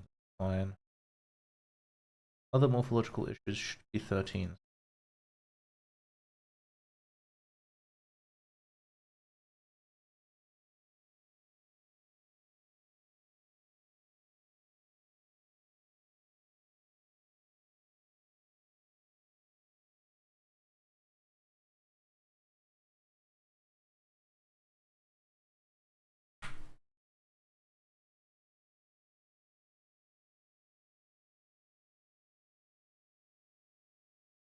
Uh.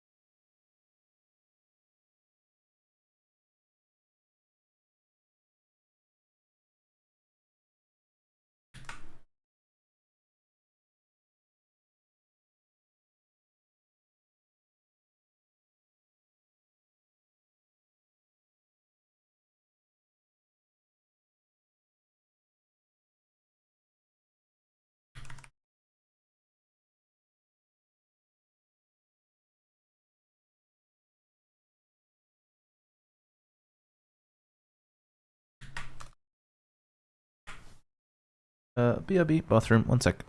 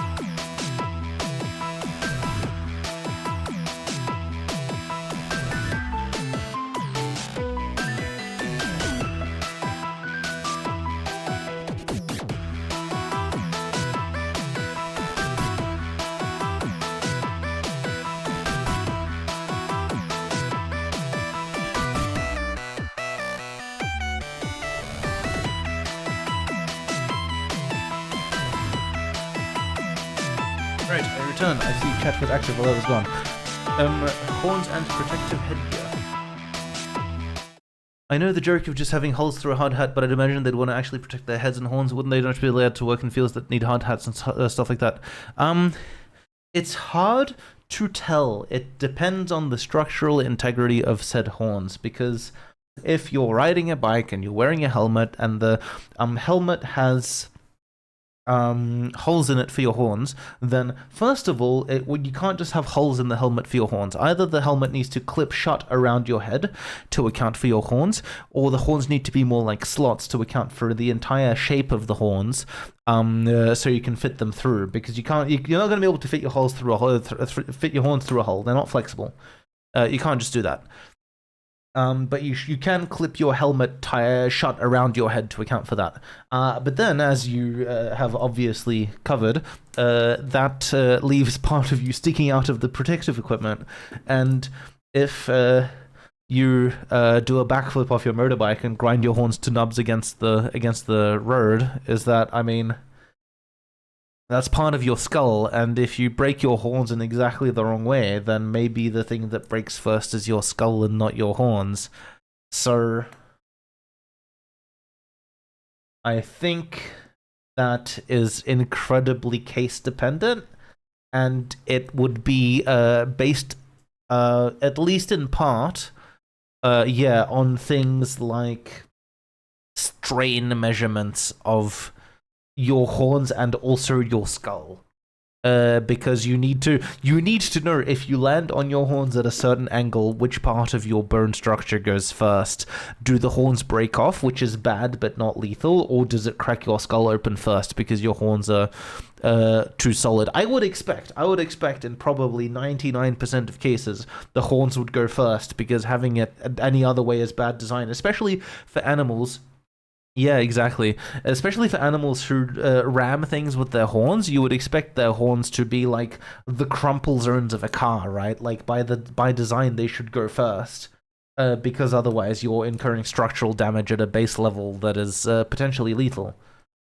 So in an evolutionary sense, especially ramming horns should be designed to like more like crumple zones, but not like crumple zones, just slightly weaker than the skull, not significantly weaker in order to absorb acceleration in a literal sense. I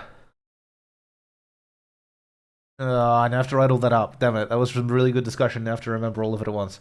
Also, the added length could make it like a lever and could leave the neck at greater risk. Oh, that is also true. That is also true. Neck bracing. Extensions of the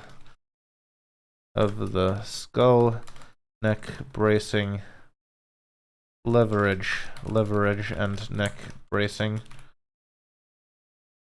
That should be of the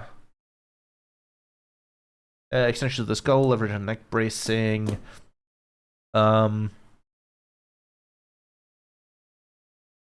Horns as crumple zones. Oh man, this is every single one of these is turning out to be a way deeper topic than I thought. Yeah.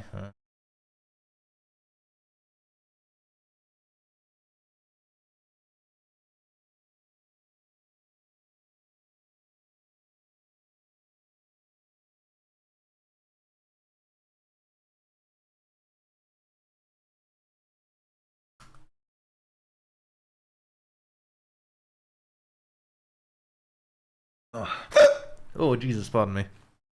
Didn't expect that. Okay. Okay, extension of the skull, horns as crumple zones.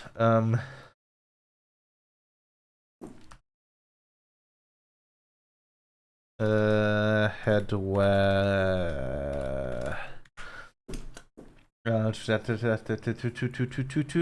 Leverage and neck bracing. There's like its own little mini essay, Jesus Christ, just on horns. Okay. Huge mandate specific category-based measures when operating the vehicle. Mention things like special.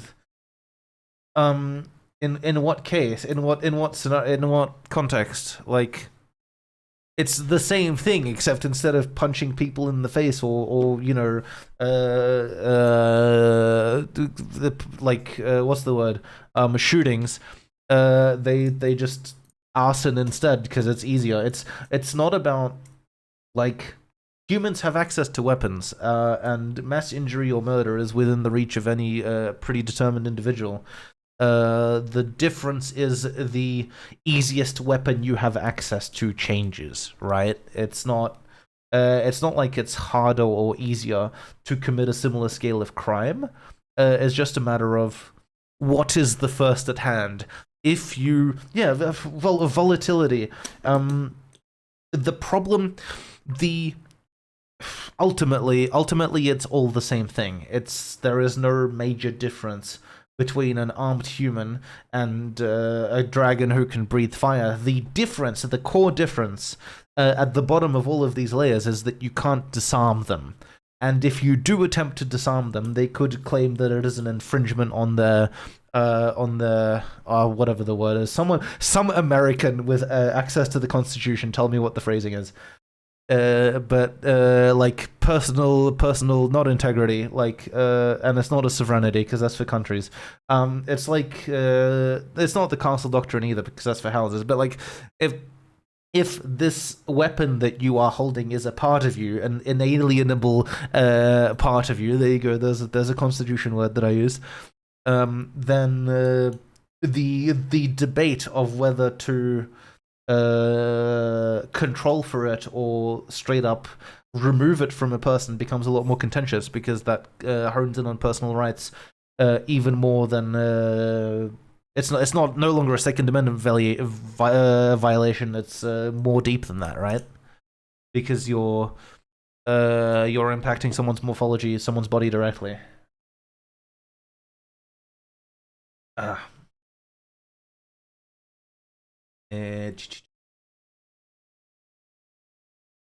So all right, this is not really possible for some of us. Some may suggest putting holes for horns in the headgear in question. However, in many cases, horns aren't flexible.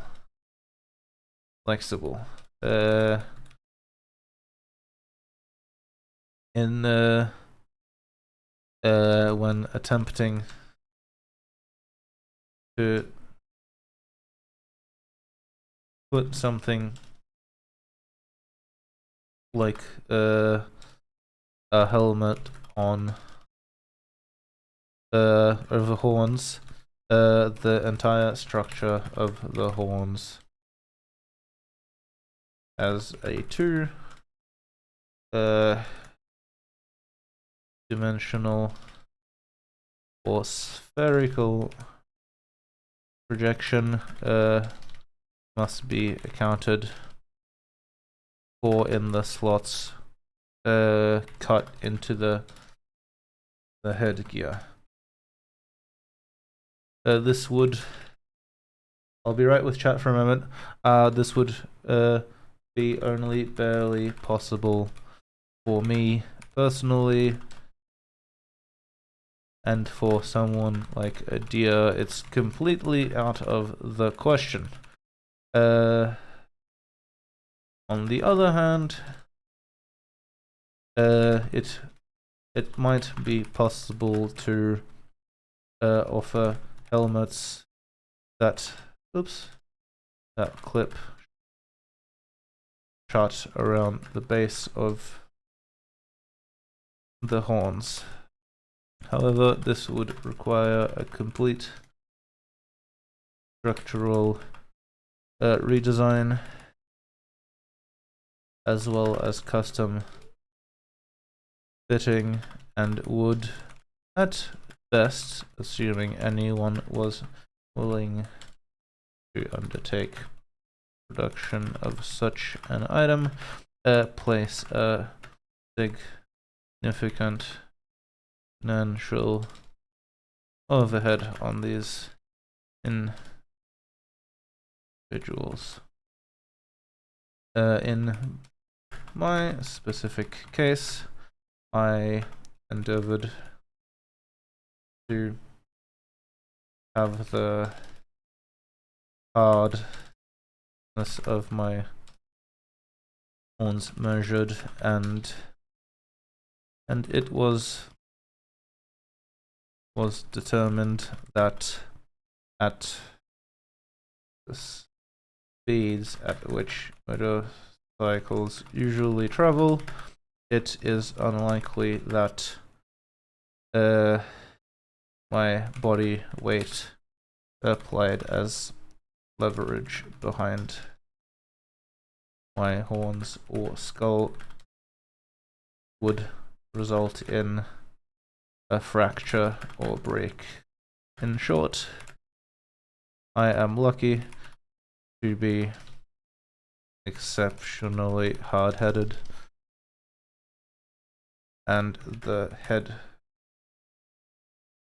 requirement was waived for me on an individual basis. Ow, my wrists. I just wrote a lot. Okay. Ugh. Man, that pain went all the way up into my arms. I should probably look into RSI or something. Ouch. The Weapons Act 1990 of Queensland. You mentioned this earlier when we were talking off stream. This act provides for an administrative scheme to regulate the possession, use, and trade of various weapons, including firearms, martial arts weapons, particular knives, body armor, and crossbows, inclusive of body parts and fluids. What does that mean? Can you link me? I trust you to link this in chat. Pardon me. Can you please link me the text of this act? Because the phrase "inclusive of bodily parts and fluids" is incredibly concerning when it comes to the ostensible scope of this thing. I'm a little worried on how far it could be extended, in at least in theory. Thank you. All right, let's have a look at this. Weapons Act 1990. Let me chuck on a. That's chat. That's window capture. Okay, let me see if I can do this. Brave. Weapons Act 1990. That's probably fine. Okay, sure. Yeah. Good enough. Alright. What do we got? Weapons Act 1990. Current as at 1st of July 2023. Body fluids, I believe, was blood and saliva mostly. Well, yes, because they're humans, but like, I'm still worried about what context this is. How many pages is this thing? 200 pages. My God. Okay, this is why I never want to be a lawyer ever. No thanks. The problem is I have the brain for it. I am the sort of person who has the patience and the neurological wiring to just sit down and just go through a document like this. That doesn't mean it's not incredibly boring. Jesus. Worse, it's not. And then I'm annoyed that I find this sort of thing fun. I don't know what that says about me as a person. I had this crop up in an assessment. What was the assessment? Jesus. Okay. Short title, application, principles, and object. How object is to be. Okay. Well, let's take a look at that. The principles underlying this act are as follows. Weapon possession and use is subordinate to the need to ensure public and individual safety. Yeah, well, I'm not going to venture personal opinions on this. We're just going to read what this says. Public and individual safety is improved by imposing strict controls on the possession of weapons and requiring safe and secure storage and carriage of weapons. The object of this act is to prevent the misuse of weapons. That's a very broad term. Prohibiting the possession and use of all automatic. This is Queensland. Is this post Port Arthur? This is post Port Arthur, isn't it? Law mostly about restraining and physical abuse. Okay. Okay, so it's not as in. Yeah. So this, by definition, this document won't have a category for natural weapons. Yeah, that sounds about right, huh? Licenses, firearms definitions, heirloom, no, not relevant. Replica, security. Okay, no, none of this is relevant. Where's the index? How I'll find renewal, endorsement, licenses, fit and proper person, genuine reasons, licenses, application, inquiry into application, renewal of licenses. I need to get a license in Switzerland. Oops, no, I didn't expect that to actually hyperlink navigate me. Hold on. Term of license, replacement license, change of approved face. This is all just, yeah. Acquisition of weapons, safe or sale or disposal. Term is to acquire. Serial numbers, firearms register, possession of use of weapons. Possession of a knife. Physical possession and use of weapon. That seems really specific. An unlicensed person may use a weapon at approved range. Yes. Possession. Yes. Primary production. Oh, okay, that makes sense. So if you're not licensed to, okay, fair enough. Thanks, Percy. Thanks for coming. Could I control F body parts? I don't think it'll come up. Parts. No. Body. Governing body. The problem is that's governing body. What about fluids? No fluids. Blood. No. Spit. No. No spit. Saliva. But Hohenheim, what is this? Where is my thing? But yeah, good night, Percy. Hope your headache improves overnight. All the best, sleep well, and until next time. Next writing stream is in 2 weeks. But there will be a programming stream in between that you're also welcome to pump into if you decide that is of value to you. Well, yeah, Hohenheim, where is this? What am I looking for?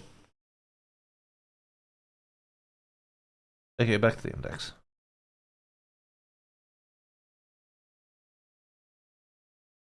Making him a general authority and lawful supply of weapons, physical possession, unlicensed persons. I had the nursing specific one. Oh, okay. That's something else because that's assault. I'm assuming that's assault in a medical setting. To be fair, that's it. Can you send me that one? Do you have that one? Because honestly, that's probably the closest we can get. Dispatch of weapons, dealers, armorers, employers, collectors, shooting clubs, rangers, shooting galleries, theatrical ordnance suppliers, security guards, security organization, category H weapons. What is a category H weapon? Nursing because of the diseases. Yeah, no, I figured. But it's still like a blood in a conflict, in a setting with conflict, right? I misspelled endeavored. There we go. Good enough. Oh shit. There. Back to. These hyperlinks are way too responsive. Proof shooting clubs, shooting galleries, theatrical ordnance, security guards. Requirements for holders of concealable firearms license. Pardon me. It's on an intranet. Does that mean you're not allowed to download it and send it to me? That's sad. I'm sad. Handguns. Oh, that makes sense. Yeah, Australia's super strict about handguns. That's unfortunate. Are you allowed to download it and send it to me if I don't put it on the stream? Miscellaneous. That's mostly just legal management of people misusing weapons and stuff. Perhaps. Okay. I promise to be very discreet about it and not talk about it in public any more than I already have. Transitional provisions. Yeah, there's nothing relevant here. Okay.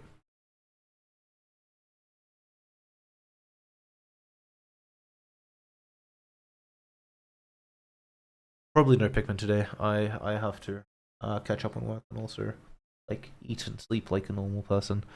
We'll see how that goes. No promises on that front. Okay. Endeavor to have the hardness for one's measure. Yes. Okay.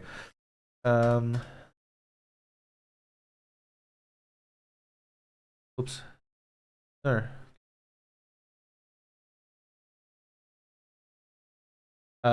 We don't need modified headwear because we've covered that. Horns and crumple zones. I feel like that covers that mostly. Okay. What do we got? Weapon licensing. What are weapons categories? Oh, okay. Oh, is this for category H? Category H, yeah, it's handguns. Category M, crossbow, certain knives, machine guns, fully automatic, restricted items, non-mechanized devices. Yeah, what is the deal with nunchucks, huh?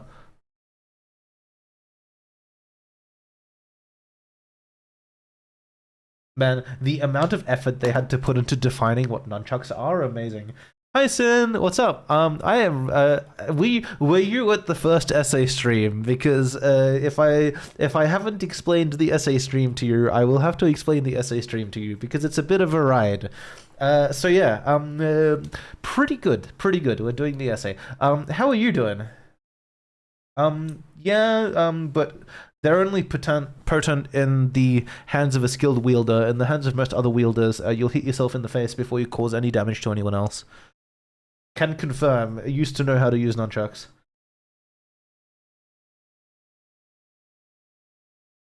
Oh. Yeah, how's you, dude? How's things? I'm sorry I haven't been at the past couple of streams. I've been desperately catching up on sleep a lot, and it's actually helped quite a bit. But I've also not been around much as a result.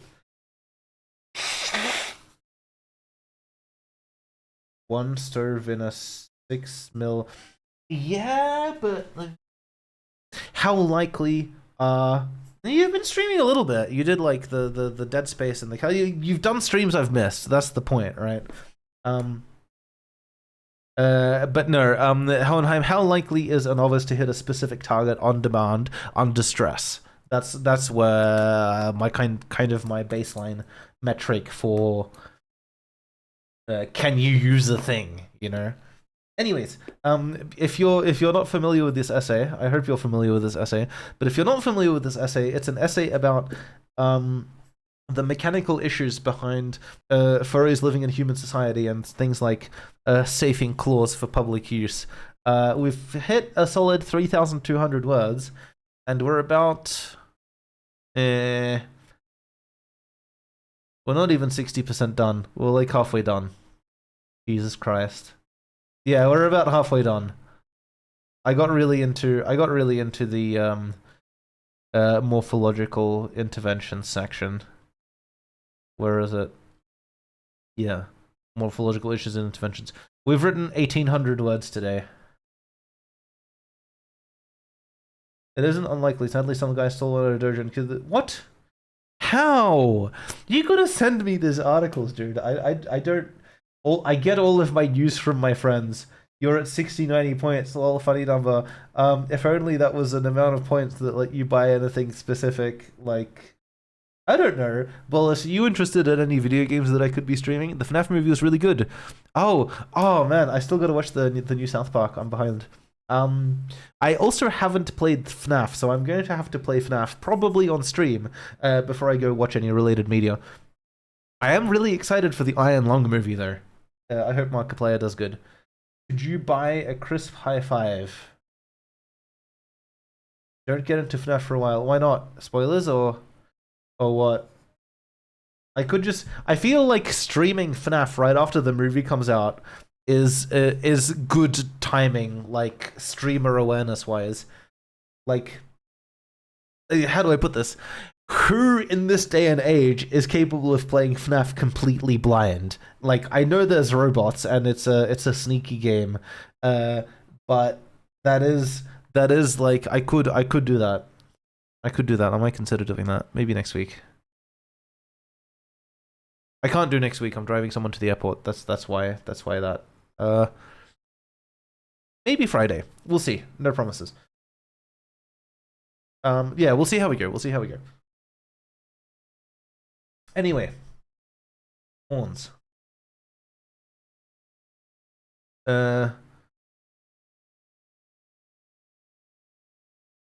What's this? Oh, that's just okay. Nothing important. Okay. Anyway, horns. Extensions of the skull. The main problem with horns from a defensive safety perspective is that they extend your skull outside your head. If you think about this for a moment, this is actually an incredibly uncomfortable prospect.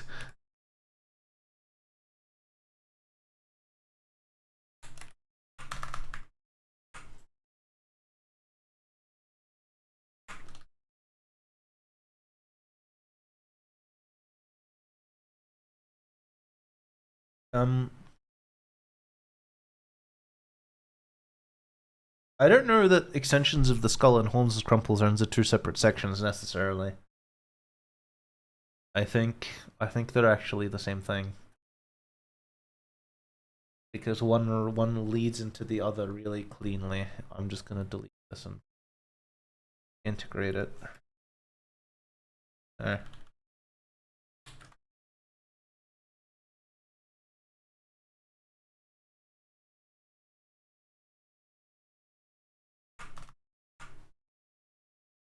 Some horns have nothing rooting directly into the brain of some animals, so horn impact can cause brain damage. Amazing. That's also something I really didn't need to know. Jesus Christ. Okay. We're going to assume that Ket does not have this problem, and that Ket's horns are just integrated into his skull. But his skeletal structure is also very robust, so he doesn't have this problem. He's a designer species built for war. Actually, no. It's a long story that I'm not getting into on stream. Anyway.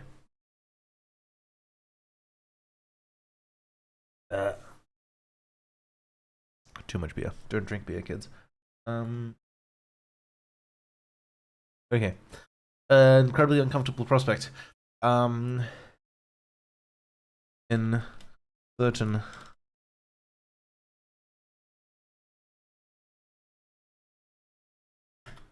horns are structurally integrated into the brain itself, which leads to the possibility of brain direct brain damage when someone's horns are struck with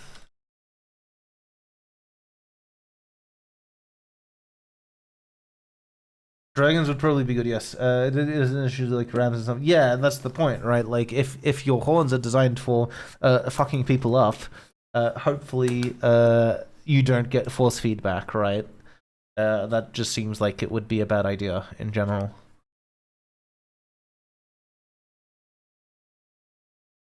Horns for defense. So, in animals, those with horns oriented for attack and or self-defense, it is a safe assumption that the horns are designed to break before the skull does, much as the car. They are designed to take and impart force, but also to protect the skull and vitals. If the horns are stronger than the skull, leading to the skull breaking first in cases of hi again, trauma, they do not serve as an effective weapon or defensive measure. If your horns are designed for fucking I mean, if you lathe it properly, it can go anywhere you want it to. No, I didn't say that. You didn't hear it. Your horns are designed to be fucking sexy. I can't remember what I said. I was in full-on soliloquy mode. I can't remember what I said. Unless rooting into the skull necessarily means everything up to a certain force and fine, and then everything beyond that is skull fracture and guaranteed traumatic brain injury anyway. I mean, yes, but ideally your horns snap off before they drive into your brain, right? You'd want the base of the horn to be really strong and like the shaft of the horn to be weaker so it splinters or breaks sideways before the entire mess gets driven into your brain. My dude has 8 pseudo horns with bioluminescence and leave nematocysts some contact. What's a nematocyst? That sounds like cancer. I misspelled it. Nematocyst. Explosive cell containing one secretory organelle called the presence of the cell. Oh, it's jellyfish grade or ordnance. I see. That sounds incredibly unpleasant. He got horns designed for fucking hooking people. Yeah, that sounds about right. Thank you, Paulus. I was getting worried. I'm like, what did I say in my essay writing fugue? What have I done? That only works if the horn impact is at right angles and encourages shear fracture, not if it is in line. I mean, that depends, right? If you fire an arrow hard enough at a hard surface, it usually splinters inward. Like, oh, thank God for hand tracking. I can actually do the hand motion.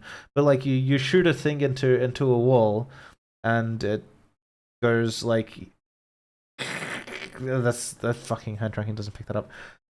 Yeah, look, physics, right? Am I right? Point is, I'm going to write this. Feel free to write an essay correcting me that I can then read on stream.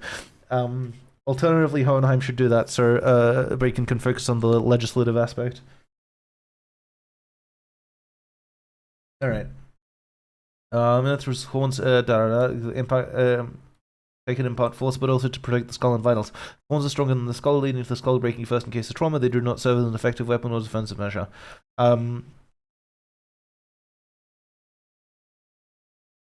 Yeah, that's you're going in the other section of this essay, you know, the everything else section, which Ket isn't covering because he doesn't want to draw attention to even more natural weapons than the ones he has. While breaking the first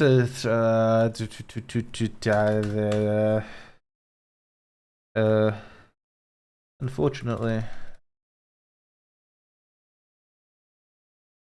in the case of impacts,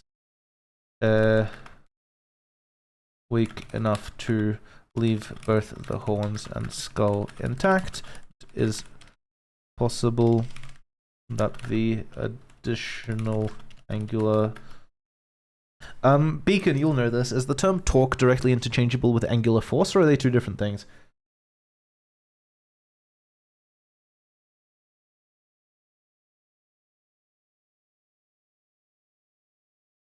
I hope Beacon's still here. In the case of impacts with the additional different. Okay. Force imparted. My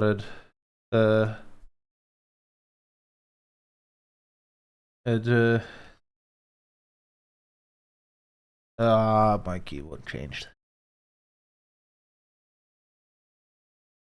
Why? The impact will affect the next weakest link in the chain, namely the neck.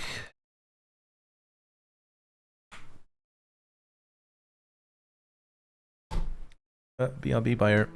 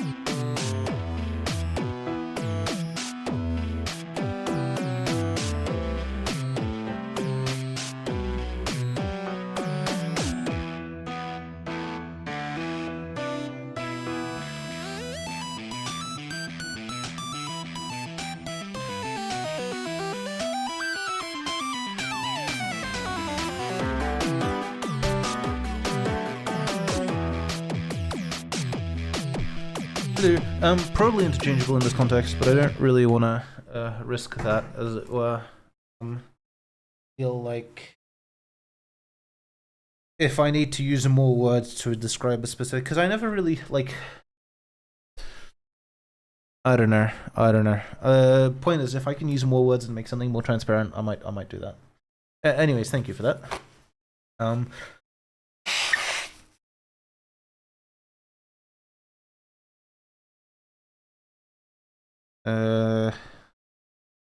I don't know what I can write about this that would be of value.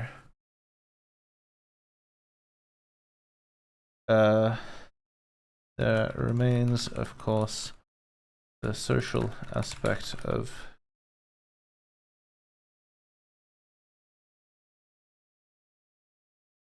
No, that's not a horns thing. That's an unrelated thing that I just decided to slot in here because of convenience. Okay.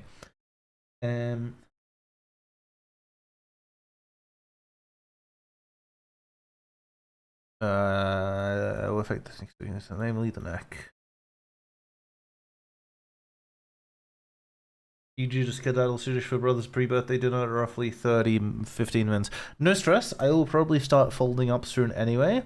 I will probably finish the horns section and then knock off there because there's a lot. There's a lot. Christ. I did not expect, as I said before, I did not expect the morphological issues and interventions section to be this long. So we'll see how we go. But it won't be, we won't run much longer than this, that's for sure.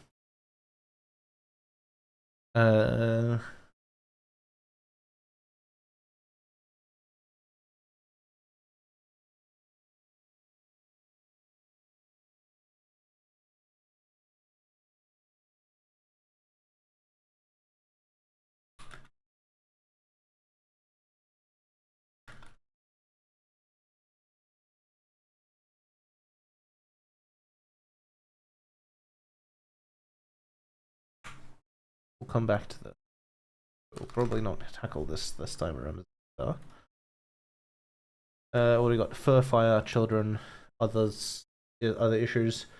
Predators and prey should be under the kink section or near it.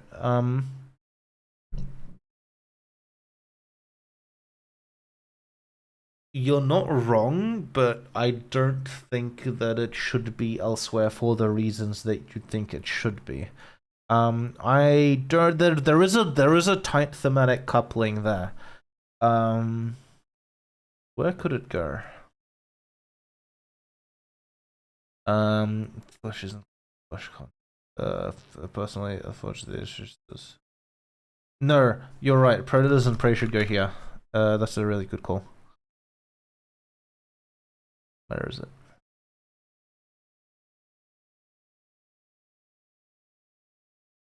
Predators and prey goes right under fleshies and flesh con. What does this involve? Let's fix that. Formatting. That's fine. We need to change this heading.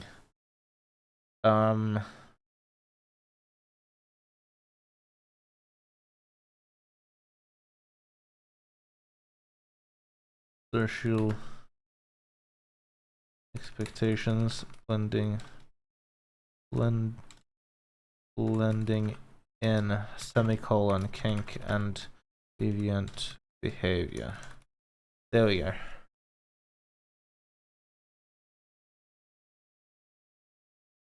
I'll have to change this later. There's too much going on.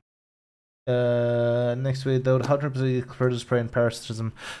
Yeah, probably, but would those classifications be meaningful in terms of categories of intervention, or would they just be like fantastic racism? That's the question. Yeah, exactly. Okay. Leverage neck bracing. What can we? I shouldn't have left this to the end. Leverage neck bracing is like the most uninspiring topic to end on. Even in the case of impacts weak enough to leave both the horns and skull intact, it is possible that the angular force impacted by the impact will affect the next weakest link in the chain, namely the neck. This is particularly relevant in contexts with high acceleration or deceleration, namely high speed crashes.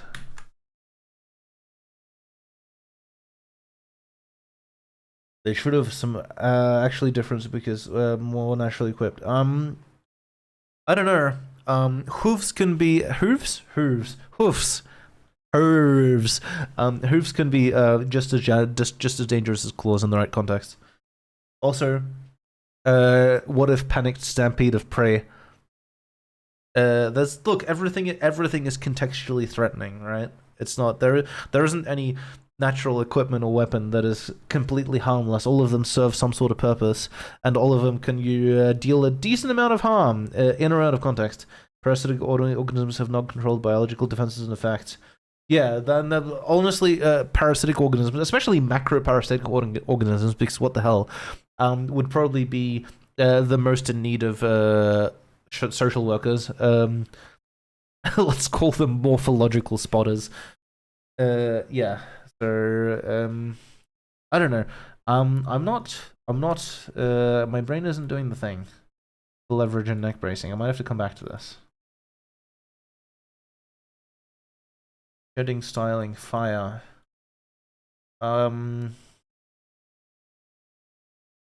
This is an interesting one because it mostly comes down to personal responsibility and also disclosure of field traits. Control and responsibility. Of the everything else. Teeth, social cues, assault, human muzzles. We're definitely covering muzzles. It's definitely going to be unpleasant. No piece of animal is totally harmless. What about how bats can ping? I'm assuming that word is shit. I don't know. I don't know why that got censored. Why did that get censored? This is supposed to be a mature channel. Which censored it, but I type. Oh, because it's an IP address. So it probably censored it for the same reason it censors URLs. Lol. Can bats? I don't think bats can ping 127.0.0.1. I'm pretty sure the thing bats can ping is literally everything else. I don't think a bat can ping itself. That's kind of the whole point. What happens when too many bats go off in the same place near people? I don't know. Did the people explode? That sounds like something that might happen. Assault muzzles regulation. Okay, so what do we got left for next stream? We have horn leverage, neck bracing, fur shedding and styling, fire, personal responsibility, disclosure of concealed traits, children, control and responsibility, morphological issues, moisture, weight, everything else, teeth, social cues. That's gonna be a whole other stream just for the second. Okay, so there's gonna be at least 4 streams total. I'm sorry, it got away from me. I'm going to. It's been 2 hours 40 minutes. I'm gonna fold up here. I'm gonna fold up here. We've got especially because I assume it's getting incredibly late for people like Bolus and Dustin. It sounds like Dustin's already fallen asleep. Actually, it's been ages since I've seen him. Yeah, I believe that. It's no, it's look. Isn't it just ultrasonic, right? But if it's sufficiently concentrated, you can still break shit with it. There's a reason ultrasonic cleanness. Okay, 3:37 a.m. Jesus Christ. What time is it for you, Bolus? 2:37, like, or 1:30? Please tell me it's a more reasonable hour for you. I'm a little upset because daylight savings is screwing things up on my end and affecting basically every time zone. Yeah, it's almost 3 a.m. for Bolus. We're gonna call it here. What do we got? I'm just gonna hop on outro here and do a brief summary. Functionally, we're about. Oh, yeah, but that's the thing. We could go till 4 a.m., but I don't want to because I have stuff to do, and also I don't want to set a pattern of destroying your sleep cycle every time I do something interesting. So next week is going to be no Saturday stream because I'm driving someone to the airport. The reason I didn't drive him to the airport this week is because they graciously offered to stay an extra week, which is really nice of them. Airport drive Saturday. Next Sunday stream is going to be Slingshot development because I've left that for way too long. And then the Sunday stream after that, Sunday stream in 2 weeks, is going to be essay stream number 3. Then there will most likely be an essay stream 4 after this, given on how much time has gone into the morphological issues and interventions section. I did not expect that. And then hopefully it's 4 streams. More realistically, it's going to be 5 or 6 because the regulation section is not going to be less trouble than the morphological interventions one. But yes, next stream in a week, programming stream. I would like to do more streams on other days because I have a lot of stuff I want to be streaming, but unfortunately, that's not going to happen. I will try to do VR streams ASAP, hopefully midnight. What is my schedule? Let me check my schedule. 1 sec, please.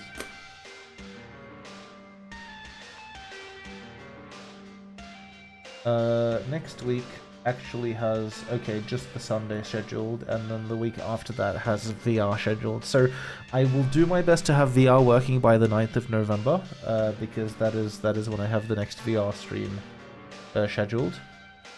But unfortunately I can't promise it. There's a lot going on. There will not be any streams outside of Saturday or Sunday other than VR streams. Everything that happens on weekdays from now on is going to be VR, just to kind of lock down on my tendency to waste time, and I say waste time, but just to stream video games on days that aren't weekends, because that does not help my time management at all. But at least VR comes with some sort of exercise and physically taxing activity.